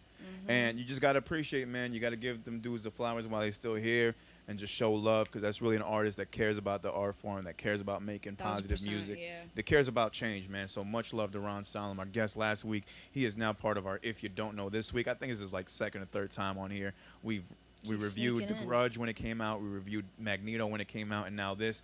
Dude's 3 for 3 in my eyes already. Oh, for sure. Not to mention his past projects. So dude stays winning. I appreciate him. Can't wait to work with him. It's definitely coming down the line. And yeah, we got some magic in the works, man. So much love to Ron Solemn. Lazarus is a single that is available on all streaming platforms. Please go check that out. And hopefully there will be a video for it soon. We haven't talked to him about it, but I'm That sure lyrical once we let video is outside. dope though. And the Grudge video is fucking Yeah. amazing as well, which is also on YouTube. So check that out. Lazarus from Ron Solemn. Yeah, if you don't know. You're so wordy. You're such a rapper. All right. So are you gonna do your next one? Yeah. All right, and we're back. We just had to take a quick break. We were joined by our associate producer. Came by, let us know what's going on in this event. Shout out to him. Yeah. So my second entry for If You Don't Know this week comes from a fellow MC of mine. I met him through actually Ron Solemn and Ace Felly at a Boontune show. Shout out to Mad Minds. It goes by the name of Otto Haze. He just dropped a single titled Lost Files Part 2. Also reminiscent of what's going on in today's current climate. So I'm going to get into that from Otto Haze. On Instagram, you can find him at OTTOHAZE, Otto Haze. Lost Files Part 2. We're gonna take a stand, yeah, with one knee. Like it needs to make their own act machine. I'm getting sick and tired of the bigotry. I'm getting sick and tired of the niggatry. Make America great again, nigga, please. Slavery was never a choice, nigga, please. Put your hands where my eyes can see. Nigga, freeze. Take a pic for the mugshot, say cheese. Niggas getting gunned down in the street. Loyalty, royalty, nigga, we can't. Too many niggas and not enough kings. If you riding on the coon train, love, soul, and peace. Y'all can't fuck with me. Y'all can't fuck with me. Y'all can't fuck with me. Y'all can't fuck with me. Nah, I mean, that's the type of energy that we on right here, man. It's always important to shout out those artists that are making music reminiscent of what's going on today. So shout out to Otto Haze for bringing that energy, man. I'm definitely going to be bumping that as well. Make sure you check him out and all his other past work as well. That song, Lost Files Part 2, is available on all streaming platforms. That includes Spotify, that includes Tidal, Apple Music, even on SoundCloud. Not sure if there is a video out for it, but if there is, I'm sure you can. If there isn't, I'm sure you can find more of his stuff on YouTube. Definitely check him out. Great energy on stage. Every time I meet him, great fucking dude. So shout out to Otto Haze. Hopefully we'll get to build up. I wonder if I met him. I don't know. I'm not sure if you have. Well, No. hopefully we'll get to chop it up No. more at a future Yeah. show and talk some more, man. Shout out to you. Much Wisdom. love to you. Hope you're doing well as well through everything going on, man. Otto Haze. That was If You Don't Know. Pass me the aux. Who you got? All right. So my first, if you don't know, I was put on to. Oh, are we not? Oh, okay, no. Why are we fucking up that way? Ox is fucking up. So my first, if you don't know, I was introduced. I haven't met her in person yet. I will be meeting her soon. Why? Hold on. Let me see. Why is this doing that? That's weird. So I'll be meeting her soon. It's B from We Are Jersey put me on to. Her name is Shelly, and she dropped. Let me get this. Shelly Ferrell. Let me see. Alright. So yeah, she had just posted her shit. It's for Cool It Jack. She put up a visual for it. I think she's been sitting on this for a while, so it's dope to come out. I did see the video. Yeah, it's dope. Yeah. Alright, so I'm gonna play it right now. So I hate playing shit from Instagram. And they got beef like a foe for foe. Put the chrome to your dome till it's blown, cause it's gone. Ain't Snapchatting with their phone for phones. They ain't even call the police. They trying to go viral. Shit is really sick. I don't remember what B had put me on to one of her other singles. I just don't remember the name of the track. But it was one of my, I was at the office and she's like, she was telling me about Shelly. And then, she played me one of the videos and it came out dope. Diamonds were in there too. So that was Shelly Ferrell, Cool It Jack. It's a dope track. Oh yeah. Yeah. Yeah, B had mentioned it to me as well. So definitely someone else, another artist to look at, man, because they doing it big out here. There's really not much else that can be said. These are people that are about the culture, that are talking about stuff that's relevant right now, and we gotta support it. We wouldn't be doing our job if we didn't. So shout out to Shelly Ferrell. No, 1,000%. So my next, if you don't know, was actually my if you don't know, last week. Oh, is that what we're doing? Okay. Well, no, I fucked up. Remember? That's right, you did. And then you only had the one, so I just Talk about it. See, I own up to my mistakes. Did we settle on how to say her name? No, because we still don't know, and you were supposed to check that fact check. My next, if you don't know, my next, if you don't know, we had we still can't decide on the name. But it's Erene with One More Try. Super fucking dope. Let me just pull this up real quick. Let's skip ahead a bit. Fussing, fighting, look what you're doing to us. I don't wanna get used to this love. And she has she has another track. I've only seen the 2 songs that she has. She has Part Time, and then this one More Try. I've only Part Time came out last year. I'm not exactly sure when. I know this one came out early last month, so literally like a month ago. It was May 8th. And then she has those both songs on YouTube, all other streaming platforms. No visuals out yet. I think she's still new, but for being new, her voice is fucking amazing. It's like mixed right. Perfect. I really want to look more into this girl for sure.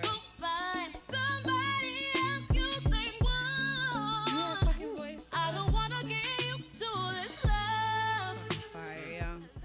That was so good. Shout out to her. So fucking good. Yeah. Shout out to Erene, or however you say your name. I'm sorry, baby girl. I know I should check. I'll check now.